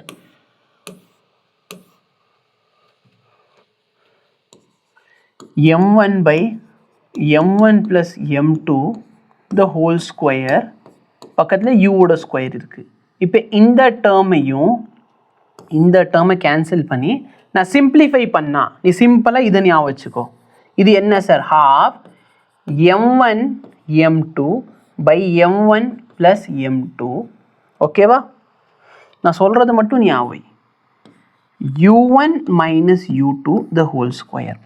இந்த கேஸில் ஃபஸ்ட்டு கேஸில் பார்த்தோன்னா ரெண்டாவது ஆப்ஜெக்ட் ரெஸ்ட்டில் இருந்துச்சு, அதனால் இந்த வேல்யூ 0. பட் நான் சொல்கிறது ஜென்ரல் ஃபார்முலா நீ எல்லா இடத்துலையும் அப்ளை பண்ணிக்கலாம். புரியுதா இல்லையா?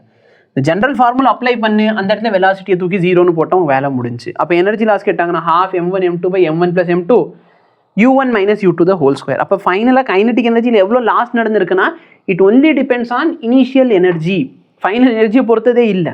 சொல்கிறது புரியுதா இல்லையா? சாரி, மாற்றி எழுதிட்டேன். It only depends on final energy, இல்லை இனிஷியல் எனர்ஜி தான். Initial energy u1 minus u2 the whole square. ஓகேவா? இதுதான் இன்எலாஸ்டிக் கொலிஷன். இன்எலாஸ்டிக் கொலிஷன் இதோட முடிஞ்சு. நான் சப்போஸ் நான் சொல்கிற மாதிரி நீ ஃபாலோ பண்ணுறேன்னு சொன்னால் டெரிவேஷன் பார்ட்டில் இதை யூஸ் பண்ணு. லாஸ் இன் கைனெட்டிக் எனர்ஜி இன்எலாஸ்டிக் கொலிஷனோடது. வெலாசிட்டி பார்ட்டில் எலாஸ்டிக் கொலிஷனோடது யூஸ் பண்ணு. நோ ப்ராப்ளம் சார், ரொம்ப கன்ஃபியூஸ் பண்ணுறீங்க, தேவையில்லைன்னா விட்டுரு. நான் இப்போ சொல்கிறது பாரு. ஓகே, நான் சொல்கிறத ஃபாலோ பண்ணேன்னா எல்லா டெரிவேஷனும் நீ ஈஸியாக டிரைவ் பண்ணலாம்.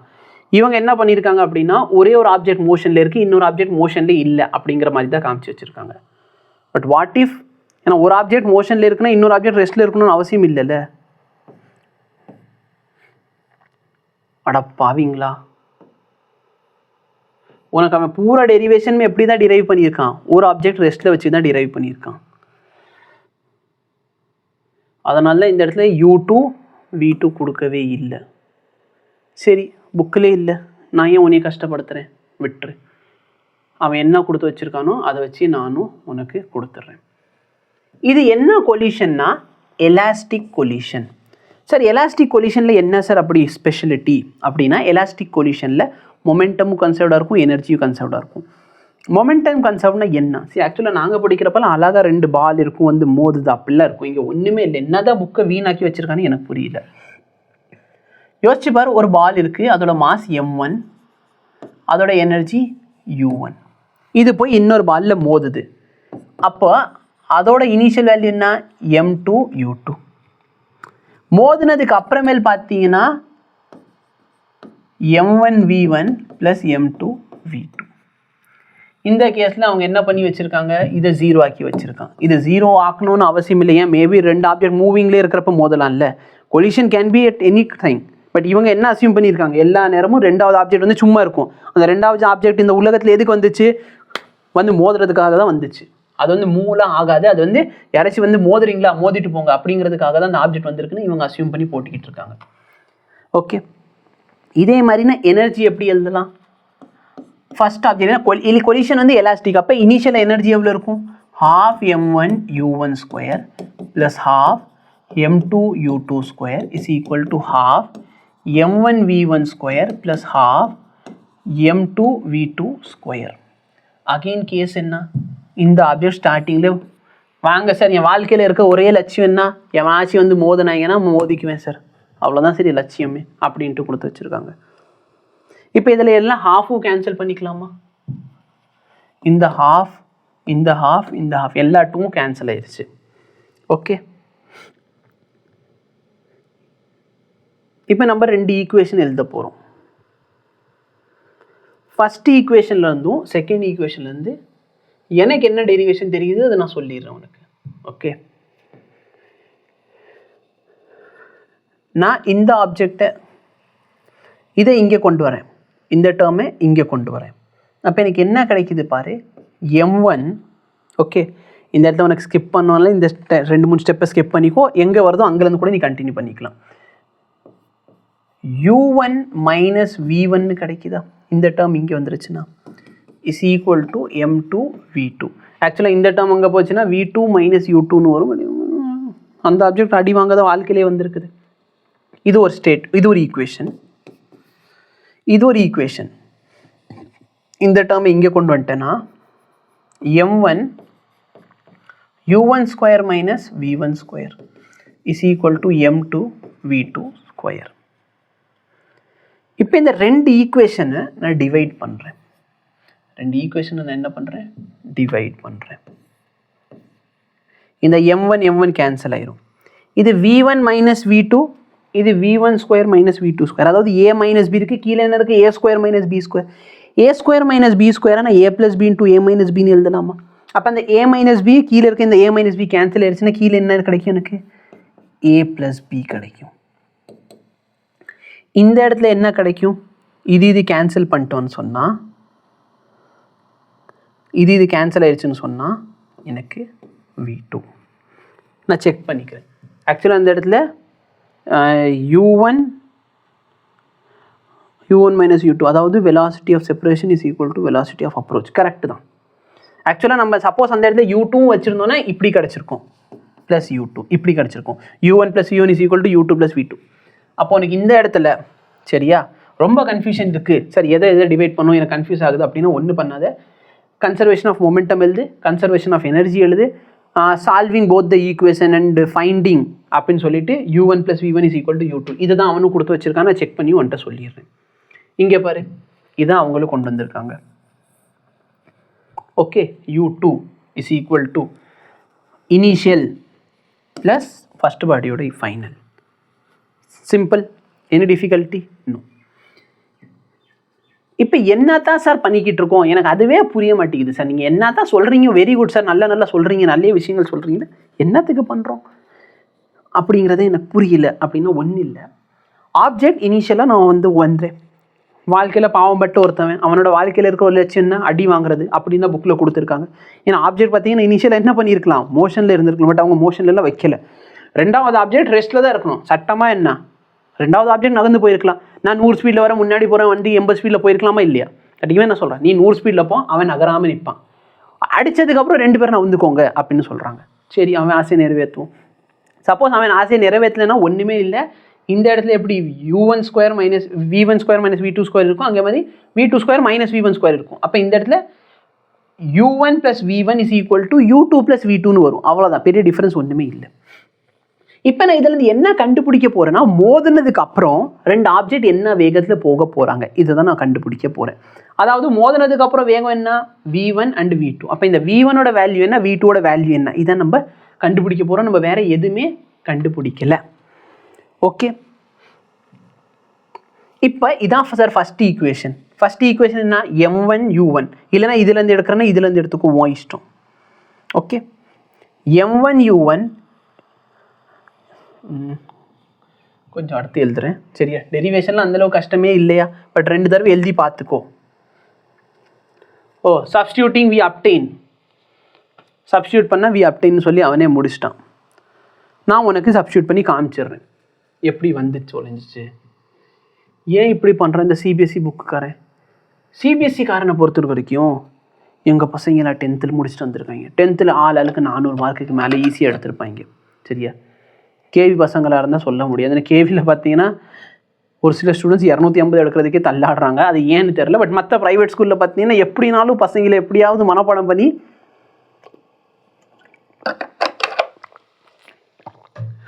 350க்கு மேலே வாங்க வச்சிடுறாங்க. சரியா, அப்போ சிபிஎஸ்சியை பொறுத்த வரைக்கும் அவன் என்ன நினைக்கிறேன், என் பசங்களுக்கு தெரியும் சார், இதை அங்கே சப்ஸ்டியூட் பண்ண ஆன்சரும் தெரியாதா? பசங்களுக்கு தெரியும் சார், பட் எங்களுக்கு தான் தெரியுதா சார்? வாத்தியார் நாங்கள் வரப்போ தான் தெரியுது, பசங்களுக்கு நிறைய விஷயங்கள் தெரிகிறது இல்லை. அப்போ நல்லா பாரு, நம்ம என்ன பண்ண போகிறோம்னா, நம்மள்கிட்ட இருந்த ஈக்குவேஷனில் இதை சப்ஸ்டியூட் பண்ண போகிறோம். m1 u1 m2 u2 0 ஆயிடுச்சு, is equal to m1 v1 plus m2 v2ன்னு இருந்துச்சா? அந்த v2க்கு பதிலாக நான் இந்த வேல்யூ சப்ஸ்டியூட் பண்ணுறேன், u1 ப்ளஸ் v1. கொஞ்சம் தள்ளி எழுதணும். உனக்கு வேண்டாம் அப்படின்னு நான் மனப்பாடம் பண்ணுறதுல கில்லாடினா இதே லைனை மனப்பாடம் பண்ணிக்கோ. சப்ஸ்டியூட்டிங் திஸ் வேல்யூ இந்த அபோ ஈக்குவேஷன் வி கேட் அப்படின்னு சொல்லி கொண்டு வந்துரு.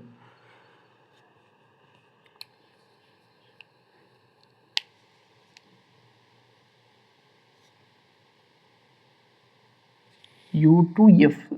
ஓகே, u2i தான் 0 ஆக்கி வச்சிருக்கேன். நான் யோசிச்சேன் என்ன u2i திடீர்னு கொண்டு வந்துட்டானு கேட்டால் இல்லை.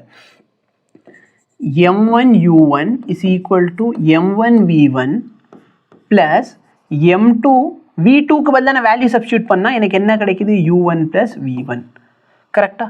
இப்போ v1 டேர்ம்ஸ் எல்லாம் ஒரு சைடு வச்சுக்கிறேன், இந்த டேர்மில் ஒரு சைடு. அப்போ நல்லா பாரு, இந்த இடத்துல m2 u1 இருக்குது. அப்போ u1 டேர்மை நான் இங்கிட்டு கொண்டு வந்துட்டேன்னா இதில் u1 இதில் u1. அப்போ எனக்கு என்ன கிடைக்கும் m1 minus m2 u1 is equal to இங்கே என்ன கிடைக்குது m1 v1 plus m2 v1. அப்போ m1 v1 plus m2 v1 கரெக்டா. இங்கேக்குள்ள ஸ்பேஸ் ஏன்டா மேனேஜ் பண்ண தெரிய மாட்டேங்குது எனக்கு. தப்பாலாம் எழுதலையா, அங்கே ஸ்பேஸ் இல்லை, கேப் இல்லை. Is equal to v1. அப்போ v1ஓட வேல்யூ என்ன ஆயிடுச்சுன்னா m1 minus m2 by m1 plus m2 times u1. Okay, ஆக்சுவலாக பார்த்தா இது பாதி ஃபார்முலா தான். ஏன்னா சப்போஸ் ரெண்டாவது ஆப்ஜெக்ட் மூவ் பண்ணிக்கிட்டு இருந்துச்சுன்னா அதோட ஃபார்முலாவும் நம்ம சேர்க்க வேண்டும். பட் இது இல்லைன்ட்டான், உனக்கு நல்லதா சரி. இப்போ நல்லா பாருன்னா v1 கண்டுபிடிச்சிட்டேன். இப்போ எனக்கு v1 வேணாம், எனக்கு v2 வேணும்னா என்ன பண்ணுறது? சேம் ஃபார்முலா தான். எங்கே கன்சர்வேஷன் ஆஃப் எனர்ஜியில் இன்னும் பார்த்தியா, கன்சர்வேஷன் ஆஃப் எனர்ஜி என்ன சொன்னிச்சு, m1 u1 is equal to m1 v1 plus m2 v2. போன தடவை நான் என்ன பண்ணேன், எனக்கு v1 வேணுங்கிறதுனால நான் v2ஓட வேல்யூவை சப்ஸ்டியூட் பண்ணிட்டேன். இப்போ எனக்கு என்ன வேணும், v2 வேணும். அப்போ v2 வேணும்னா இங்கேருந்து v1ஓட வேல்யூ என்ன வரும், v1ஓட வேல்யூ v2 மைனஸ் u1 வருமா, v2 மைனஸ் u1. இப்போ நான் இதை மல்டிப்ளை பண்ணுறேன், இந்த மைனஸ் u1 இங்கிட்டு கொண்டு வந்துடுவேன். அப்போ m1 u1 இருக்கா, மைனஸ் m1 u1 அது இங்கிட்டு வந்துச்சுன்னா ப்ளஸ் ஆயிரும். அப்போ 1 + 1 2 ஆயிடுச்சா.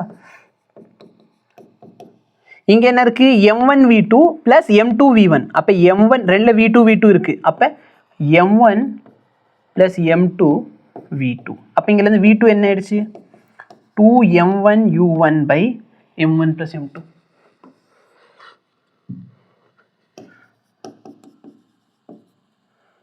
ஓகேவா. ஸோ இதுதான் உங்களோட ஃபார்முலா. Any difficulty? ஸோ இது ஒரு ஃபார்முலா, இது ஒரு ஃபார்முலா. இதோட டெரிவேஷன் பார்ட் ரொம்ப டிஃபிகல்ட் அப்படின்னு ஃபீல் பண்ணனா கிடையாது. எஸ், இது ஒரு லெந்தியரான டெரிவேஷன் தான், நான் இல்லைன்னு சொல்லலை. பட் எப்படி சார் இது ஈஸியாக டிரைவ் பண்ணுறதுங்கிறத நான் சொல்கிறேன், அது என்னால் சொல்ல முடியும். ஸோ அதை நான் சொல்கிறேன். என்ன சார் பண்ணியிருக்கோம் ஸ்டார்டிங்லேருந்து பாரு. ஃபஸ்ட்டு நான் மொமெண்டமை ஈக்குவேட் பண்ணியிருக்கேன். m1 u1 plus m2 u2 is equal to m1 v1 plus m1 m2 v2. சரியா. அடுத்து எனர்ஜியை half m1 u1 square plus half m2 u2 square is equal to half m1 v1 square plus half m2 v2 square. இதில் u2 0 வச்சுருக்கான், அதனால் இது ரெண்டுத்தையும் 0 0ன்னு போட்டேன். நீ எழுதாமல் கூட விட்டுரு, நோ ப்ராப்ளம் அட்டால். இந்த m1 வர மாதிரி ரெண்டு டேர்மையும் சேர்த்து எழுதிக்கோ. அடுத்து m2 டேர்மை அங்கிட்டு வச்சுக்கோ. இப்போ a + b a - b. Sir இந்த இடத்த புரியல, இந்த ரெண்டு ஈக்குவேஷன் இது simplifying the equation we get u1 plus v1 is equal to v2. u1 plus v1 is equal to v2 அப்படிங்கிறத ஞாபகம் வச்சுக்கோ. இப்போ என்ன பண்ணு, இந்த மொதல் ஈக்குவேஷனில் எனக்கு v1 வேணும்னா v2க்கு பதிலாக இந்த வேல்யூவை சப்ஸ்டியூட் பண்ணிடு. எனக்கு v2 வேணும்னா v1க்கு பதிலாக இந்த வேல்யூ சப்ஸ்டியூட், எது வேணுமோ அதுக்கு ஆப்போசிட்டில் இருக்க வேல்யூ சப்ஸ்டியூட் பண்ணிடு. ஓகே, சப்ஸ்டியூட் பண்ணால் உனக்கு ரெண்டு ஃபார்முலா கிடைக்க போகுது இந்த இடத்துல. இதான் சார் உனக்கு கிடைச்ச ரெண்டு ஃபார்முலா. இப்போது ஒரு சில கேசஸ், இந்த கேசஸ் தெரிஞ்சுக்கணுன்னா இந்த ஃபார்முலா பாரு.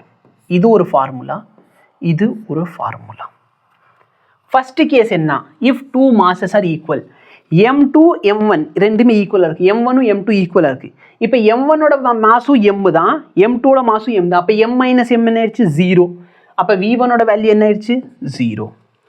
இப்போ m1ஓட வேல்யூ mனு வச்சுக்கோ, கீழே m1 ப்ளஸ் m2, அப்போ அதுவும் என்ன ஆயிரும் m. அப்போ 2m by m plus m என்ன 2m. புரியுதா இல்லையா. v1ஓட வேல்யூ பார்த்தோன்னா இங்கே m மைனஸ் m, அதனால் இந்த ஆன்சர் என்ன ஆயிடுச்சு 0. v2ஓட வேல்யூ பார்த்தோன்னா 2m by m plus m என்ன 2m. அப்போ இந்த 2m கேன்சல் ஆயிடுச்சுன்னா u1. ஓகே சரி, அடுத்த கண்டிஷன் பாரு. இஃப் ஒன் மாஸ் டாமினேட், அதாவது m2 is very much greater than m1 சொல்கிறான். அப்படின்னா என்ன, m2ஓட வேல்யூ ரொம்ப பெருசு when compared to m1. m2 is very much greater than m1 சொன்னால் m2ஓட வேல்யூ சம் 1000ன்னு வச்சுக்கோ, m1ஓட வேல்யூ 1ன்னு வச்சுக்கோ. புரியுதா இல்லையா. அப்போ என்ன சொல்ல வராங்க அப்படின்னா, m2 மைனஸ் m1 போட்டாலும் எனக்கு m2 தான், m2 ப்ளஸ் m1 போட்டாலும் எனக்கு m2. அதாவது எது டாமினேட் பண்ணுதோ யோசிப்பா. 1000லேருந்து 1 போயிடுச்சுன்னா எவ்வளோ சார்? 999. அது 1000 வச்சுக்கோ. 1000 + 1 என்ன? அதையும் 1000 வச்சுக்கோ.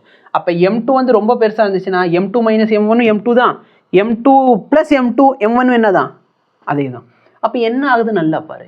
இது ஃபஸ்ட்டு ஃபார்முலா. நான் m2லேருந்து m1 சப்ராக்ட் பண்ண எனக்கு மைனஸ் கிடைக்குமா? ஏன்னா m1 மைனஸ் m2 அப்போ மைனஸ் 999. அப்போ எனக்கு என்ன கிடைக்க போகுதுன்னா என்னோட v1ஓட வேல்யூ மைனஸ் m2. கீழே m1 ப்ளஸ் m2க்கு பதிலாக என்ன போட்டுக்கலாம்? m2 u1. அப்படின்னு என்ன? இது மைனஸ் போட்டால் எனக்கு ஆன்சர் என்ன கிடைக்குது? u1. ஸோ நல்லா பாரு, அப்ராக்சிமேட்லி என்னோட v1 f எப்படி இருக்குது? மைனஸ் v1 இருக்குது. அப்படின்னு என்ன அர்த்தம் சார்? m2 ரொம்ப பெரிய வண்டி. அதாவது நான் சைக்கிள் வச்சுருக்கேன் சார், சைக்கிள் வச்சுருக்கேன், லாரி அங்கே சும்மாராக நிற்கிது. நான் சைக்கிள் வச்சுட்டு போய் லாரியை இடிச்சிடுறேன். அப்போ என்ன ஆகுதுன்னா லாரியை இடிக்கிற, லாரி மூவ் ஆகுமா? லாரி மூவ் ஆகுது. நான் இடித்ததுக்கு அப்புறமேலே என் வண்டி ரிவர்ஸில் வந்துடுச்சு சார். ஸோ அதான் மைனஸ் இண்டிகேட் பண்ணது. v2 என்ன சார்? நல்லா பாரு, v2ஓட வேல்யூனா 2m1. m1ஓட வேல்யூ 1, கீழே இருக்கிறது என்ன? 1000. அப்போ 1 1000ஆல் டிவைட் பண்ண ஆன்சர் என்ன? ஆல்மோஸ்ட் 0 தான். அப்போ என் வண்டி நான் போன வேகத்தில் திரும்பி வந்துடும், லாரி 0 வெலாசிட்டியில் நிற்கும். மூணாவது கேஸ் என்ன? உல்ட்டாவா இருக்கா? மூணாவது கேஸ் கொடுக்கல, முடிச்சுட்டாயா? என்னத்தை நான் சொல்ல? ஸோ மோஷன் இன் வண்டி தான் மோஸ்ட் ப்ராப்ளி வந்துட்டு கேட்கக்கூடிய விஷயமா இருக்கும் இந்த லெசனில். மோஷன் இன் வண்டி தான் மோஸ்ட் ப்ராப்ளி வந்துட்டு கேட்பாங்க. மோஷன் இன் 2D சரியா, கொலிஷன் இன் 2D சரியா, இது கேட்கறதுக்கான வாய்ப்புகள் ரொம்பவே கம்மி. ஸ்ட்ரெயிட்டாக கொண்டு வந்துட்டான். யார் அப்போ வீட்டு சொத்து யாருக்கு தெரியல. பசங்களுக்கு எப்படி புரியும்? எவனுக்கு தெரியல. ஒரு டயக்ராம் போடுறதுல என்னையா ஆகுது? அப்படி என்ன பசங்களை வந்து நீங்கள் வந்து காப்பாற்றுறீங்க? எனக்கு புரியல. ஏன் சார் இவ்வளோ குறைச்சி வச்சுருக்கீங்கன்னு கேட்டால், பசங்க கஷ்டப்படக்கூடாது தம்பி.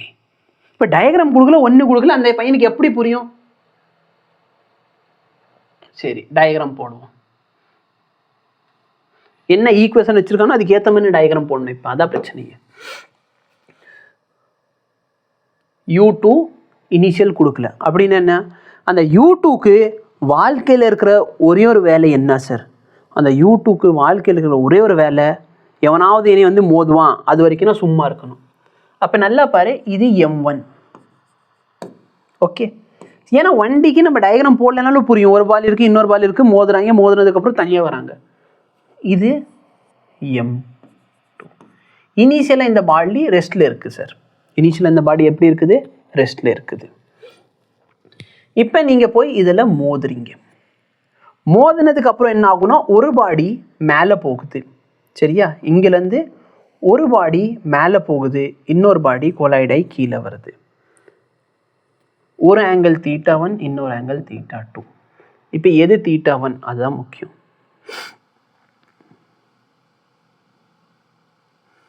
சைன் θ வச்சு எப்படி கண்டுபிடிக்கிறது? ஸோ இது அவங்க θ1ன்னு எடுத்திருக்கான், இது அவன் θ2ன்னு எடுத்திருக்கான். ரெண்டு பாடி மோதினதுக்கப்புறம் இப்படி பிரியுது சார். ஓகே, இப்போ இனிஷியலாக இந்த ஒரு பாடி வந்து தான் மோதுது. இவனோட வெலாசிட்டி என்ன? 0. அப்போ u2ஓட வேல்யூ 0. இவன் வந்து சம் u1 ஸ்பீடில் வரான். இப்போ மோதினதுக்கப்புறம் என்ன ஆகுதுன்னா, பாடி மேலே போயிருக்குது. If I am not wrong, yes. அப்போ m1 u1 சரி v1, m1 v1, ஏன்னா மோதினதுக்கப்புறம் வெலாசிட்டி மாறி இருக்கு. அப்போ m1 v1. இது m1 v1, இந்த ஆங்கிள் θ1, இதை நீ எப்படி எழுதுவ? m1 v1 cos θ. இது m2 v2. அப்போ இதை நான் இப்படி எழுதுவேன், m2 v2 cos θ. இப்போ யோசிச்சு பண்ண இனிஷியல் மொமெண்டமே ஈக்குவேட் பண்ணுறேன். எதோடது? எக்ஸ் ஆக்சிஸோட இனிஷியல் மொமெண்டம் மட்டும் நான் ஈக்குவேட் பண்ணுறேன். அப்போ ஆப்ஜெக்ட் இப்படி வந்து மோத போகுது, எக்ஸ் ஆக்சிஸில் மோதுது சரியா. சரி, நான் வந்து ரொம்ப உங்கள் புக்கை கல்வி ஊற்றுறேன், ஸ்டேட் போர்ட் புக் சூப்பராக இருக்கும் அப்படிலாம் சொல்கிறேன்னா இல்லை. உண்மையிலே அந்த புக்கில் இந்த மாதிரி டயக்ராம்லாம் கொடுத்துருக்கலாம். ஓகே, நான் படித்தப்போ எனக்கு இந்த புக்கில் இந்த டயக்ராம் பார்த்த மாதிரி தான் ஞாபகம். அதுக்கப்புறம் தான் இவங்க என்ன பண்ணியிருக்காங்க, டயக்ராமில் எடுத்து விட்ருக்காங்க. இல்லை மேபி எனக்கு மட்டும்தான் அப்படி தோணுதா அப்படிங்கிறதும் எனக்கு தெரியல சரிங்களா. ஏன்னா அப்டேட்டட் வெர்ஷனில் எடுத்து விட்டானா இல்லை முன்னாடி இருந்துச்சு, நான் பார்த்த மாதிரி தான் எனக்கு ஞாபகம். ஓகே, அப்போ நான் எக்ஸ் ஆக்ஸில் இருக்க மொமெண்டம் மட்டும் ஈக்குவேட் பண்ணுறேன். இனிஷியலாக எக்ஸ் ஆக்ஸில் இனிஷியல் மொமெண்டம் என்ன சார்? m1 u1 கரெக்டா? இவனோடது 0. மோதுனதுக்கப்புறம் என்ன ஆகுது? எக்ஸ் ஆக்சிஸில் மட்டும் பாரு, ஒய் ஆக்சிஸ் இல்லை. இவனோட X component m1 v1 cos theta plus இவனோடது m2 v2 cos theta. சரியா? இது புரிஞ்சிருச்சா? இதுதான் அவங்க அங்கே எழுதி வச்சுருக்காங்க. இப்போ நான் ஆக்சுவலாக இன்னைக்கு எனக்கு வந்து ஸ்பேஸ் பிளானிங்கில் சுத்தமாக இல்லை.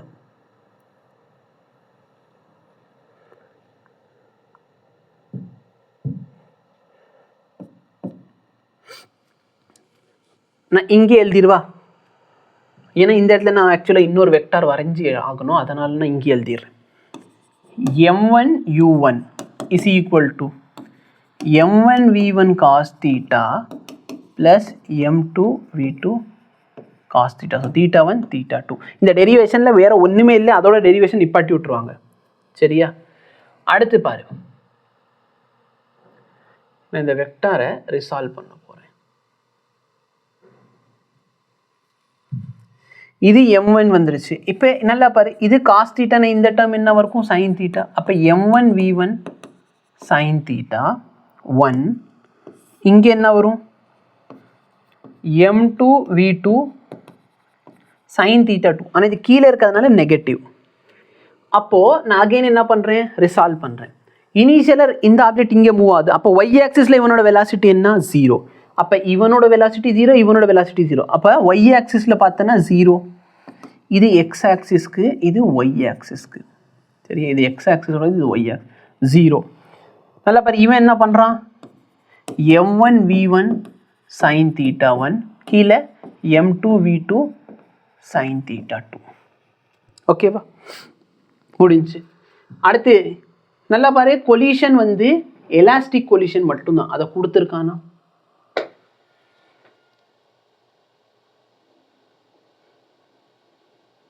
இங்கே கொடுத்துருக்கான். the further collision வந்து எலாஸ்டிக். அப்போ எலாஸ்டிக் கொலிஷன்னா நல்லா பாரு, மொமெண்டம் நான் ஈக்குவேட் பண்ணிட்டேன். அப்போ இது எலாஸ்டிக் கொலிஷன்னா நான் வேறு எதை ஈக்குவேட் பண்ணலாம்? எனர்ஜியை ஈக்குவேட் பண்ணலாம். எனர்ஜியோட ஃபார்முலா என்ன சார்? Half M. இவனோடது என்ன சார்? ஃபஸ்ட்டு வந்து இது கொஞ்சம் சின்னதாக்கிடுவோம். ஃபஸ்ட்டு வந்து இவனோட வெலாசிட்டி u. அப்போ half m u1 square is equal to, மோதினதுக்கப்புறம் என்ன ஆயிடுச்சு sir? half m v1 square half m2 v2 square. நீ கேட்கலாம், மொமெண்டமை மட்டும் நீங்கள் என்ன sir X axis Y axis பிரிச்சிங்கன்னா, மொமெண்டம் பார்த்தீங்கன்னா ஒரு ஸ்கேலார் குவான்டிட்டி இல்லை வெக்டார் குவான்டிட்டி. ஸோ வெக்டாருக்கு டைரக்ஷன் இருக்கும், ஆனால் kinetic energy scalar quantity, so டைரக்ஷனில் இருக்காது. அதனால் நம்ம இப்படியே எழுதிக்கலாம். இவ்வளோ தான் எழுதி முடிச்சிருப்பான். இதில் வேறு ஒன்றும் பெருசாக வெலாசிட்டி டிரைவ் பண்ணுறா, வெலாசிட்டி கண்டுபிடிச்சா ஒன்றுமே இல்லை. சரியா? அப்போ முடிஞ்சு. அவன் என்ன சொல்லிடுவான்? உங்களுக்கு தெரியணும்னா அதுக்கெல்லாம் நம்மளுக்கு என்னென்ன வேணும்? ஆங்கிள், இதெல்லாம் தெரியணும். அதை வச்சு நீங்கள் பண்ணிக்கலாம். ஓகே? அப்போ இதில் எதெல்லாம் இம்பார்ட்டண்ட், இந்த லெசனில் எதெல்லாம் இம்பார்ட்டண்ட், எதெல்லாம் கேட்குறதுக்கான வாய்ப்புகள் இருக்கும் உங்கள் எக்ஸாமில் அப்படின்னு பார்த்தீங்கன்னா, டாட் ப்ராடக்ட் வச்சு ப்ராப்ளம்ஸ் கேட்கலாம். ரொம்ப சின்ன சின்ன ப்ராப்ளம் தான். ஒன்றில் ஐ கேப்போட பண்ணி, ஜே கேப்போட பண்ணி, கே கேப்போட பண்ணிக்கோ. ஸோ ஒர்க் டன் எங்கே இருக்குது? ஃபஸ்ட்டு ஒர்க்கு பாரு. ஒர்க்குனா என்ன? ஒர்க்கோட டெஃபினேஷன் என்ன? இங்கே மார்க் பண்ணி வச்சுருக்கேன். சரியா? Work done by the force is define to be the product of component of the force in the direction of displacement. Okay? And the magnitude of the displacement. ரெண்டுத்தையும் multi ஆவீங்க. Work done formula என்ன? F dot S இல்லை F dot D. D வந்து டிஸ்பிளேஸ்மெண்ட்டாக இருக்கும். Work எப்போல்லாம் நடக்கும்? Force apply பண்ணியிருக்கணும், ஆப்ஜெக்ட் டிஸ்பிளேஸ் ஆகிருக்கணும், அப்போ தான் ஒர்க் நடக்கும். ஓகே? நெக்ஸ்ட் பார்த்தீங்கன்னா எனர்ஜியோட formula half M V square. இப்போ வந்துட்டு வேறு என்ன கேட்கலாம்? ஒர்க் எனர்ஜி தியரம் எழுதுங்க. ஒர்க் எனர்ஜி தியரம்னா ஒன்று பண்ணாத, இந்த ஈக்குவேஷன் எழுது, m/2 மல்டிப்ளை பண்ணு, kinetic energy minus final kinetic energy minus initial kinetic energy work done ஆயிரும் அப்படின்னு சொல்லிட்டு அதோட மீன் இது என்ன? சரியா? டெஃபினேஷன் என்ன அப்படின்னா, the change in kinetic energy is equal to work done. முடிச்சுருங்க சார். முடிஞ்சு. நெக்ஸ்ட் கைனெட்டிக் எனர்ஜி என்ன? Kinetic energy is of an object is the measure of work done by virtue of its motion. மோஷனால எவ்வளோ work நடந்திருக்குது அப்படிங்கிறதான் kinetic energy. Okay? So half m v square இது ஒரு scalar quantity. முடிஞ்சு sir. Next work done by a variable force. Variable ஃபோர்ஸாக இருந்துச்சுன்னா உன்னோட formula work done is equal to integral of F dot D X ஆயிரும். சரியா? வேறு ஒன்றும் மாற்றம் இல்லை. Integral of F dot D X இல்லைன்னா ஏரியா அண்டர் த கர்வ். இப்போ work energy theorem by variable force, இந்த டெரிவேஷன் ஒரு தடவை பார்த்து வச்சுக்கோங்க. வேரியபிள் ஃபோர்ஸ் பொதுவாக கேட்க மாட்டாங்க. சரியா? சார் எனக்கு வேரியபிள் ஃபோர்ஸ் ஒன்றுமே புரிய மாட்டேங்குது.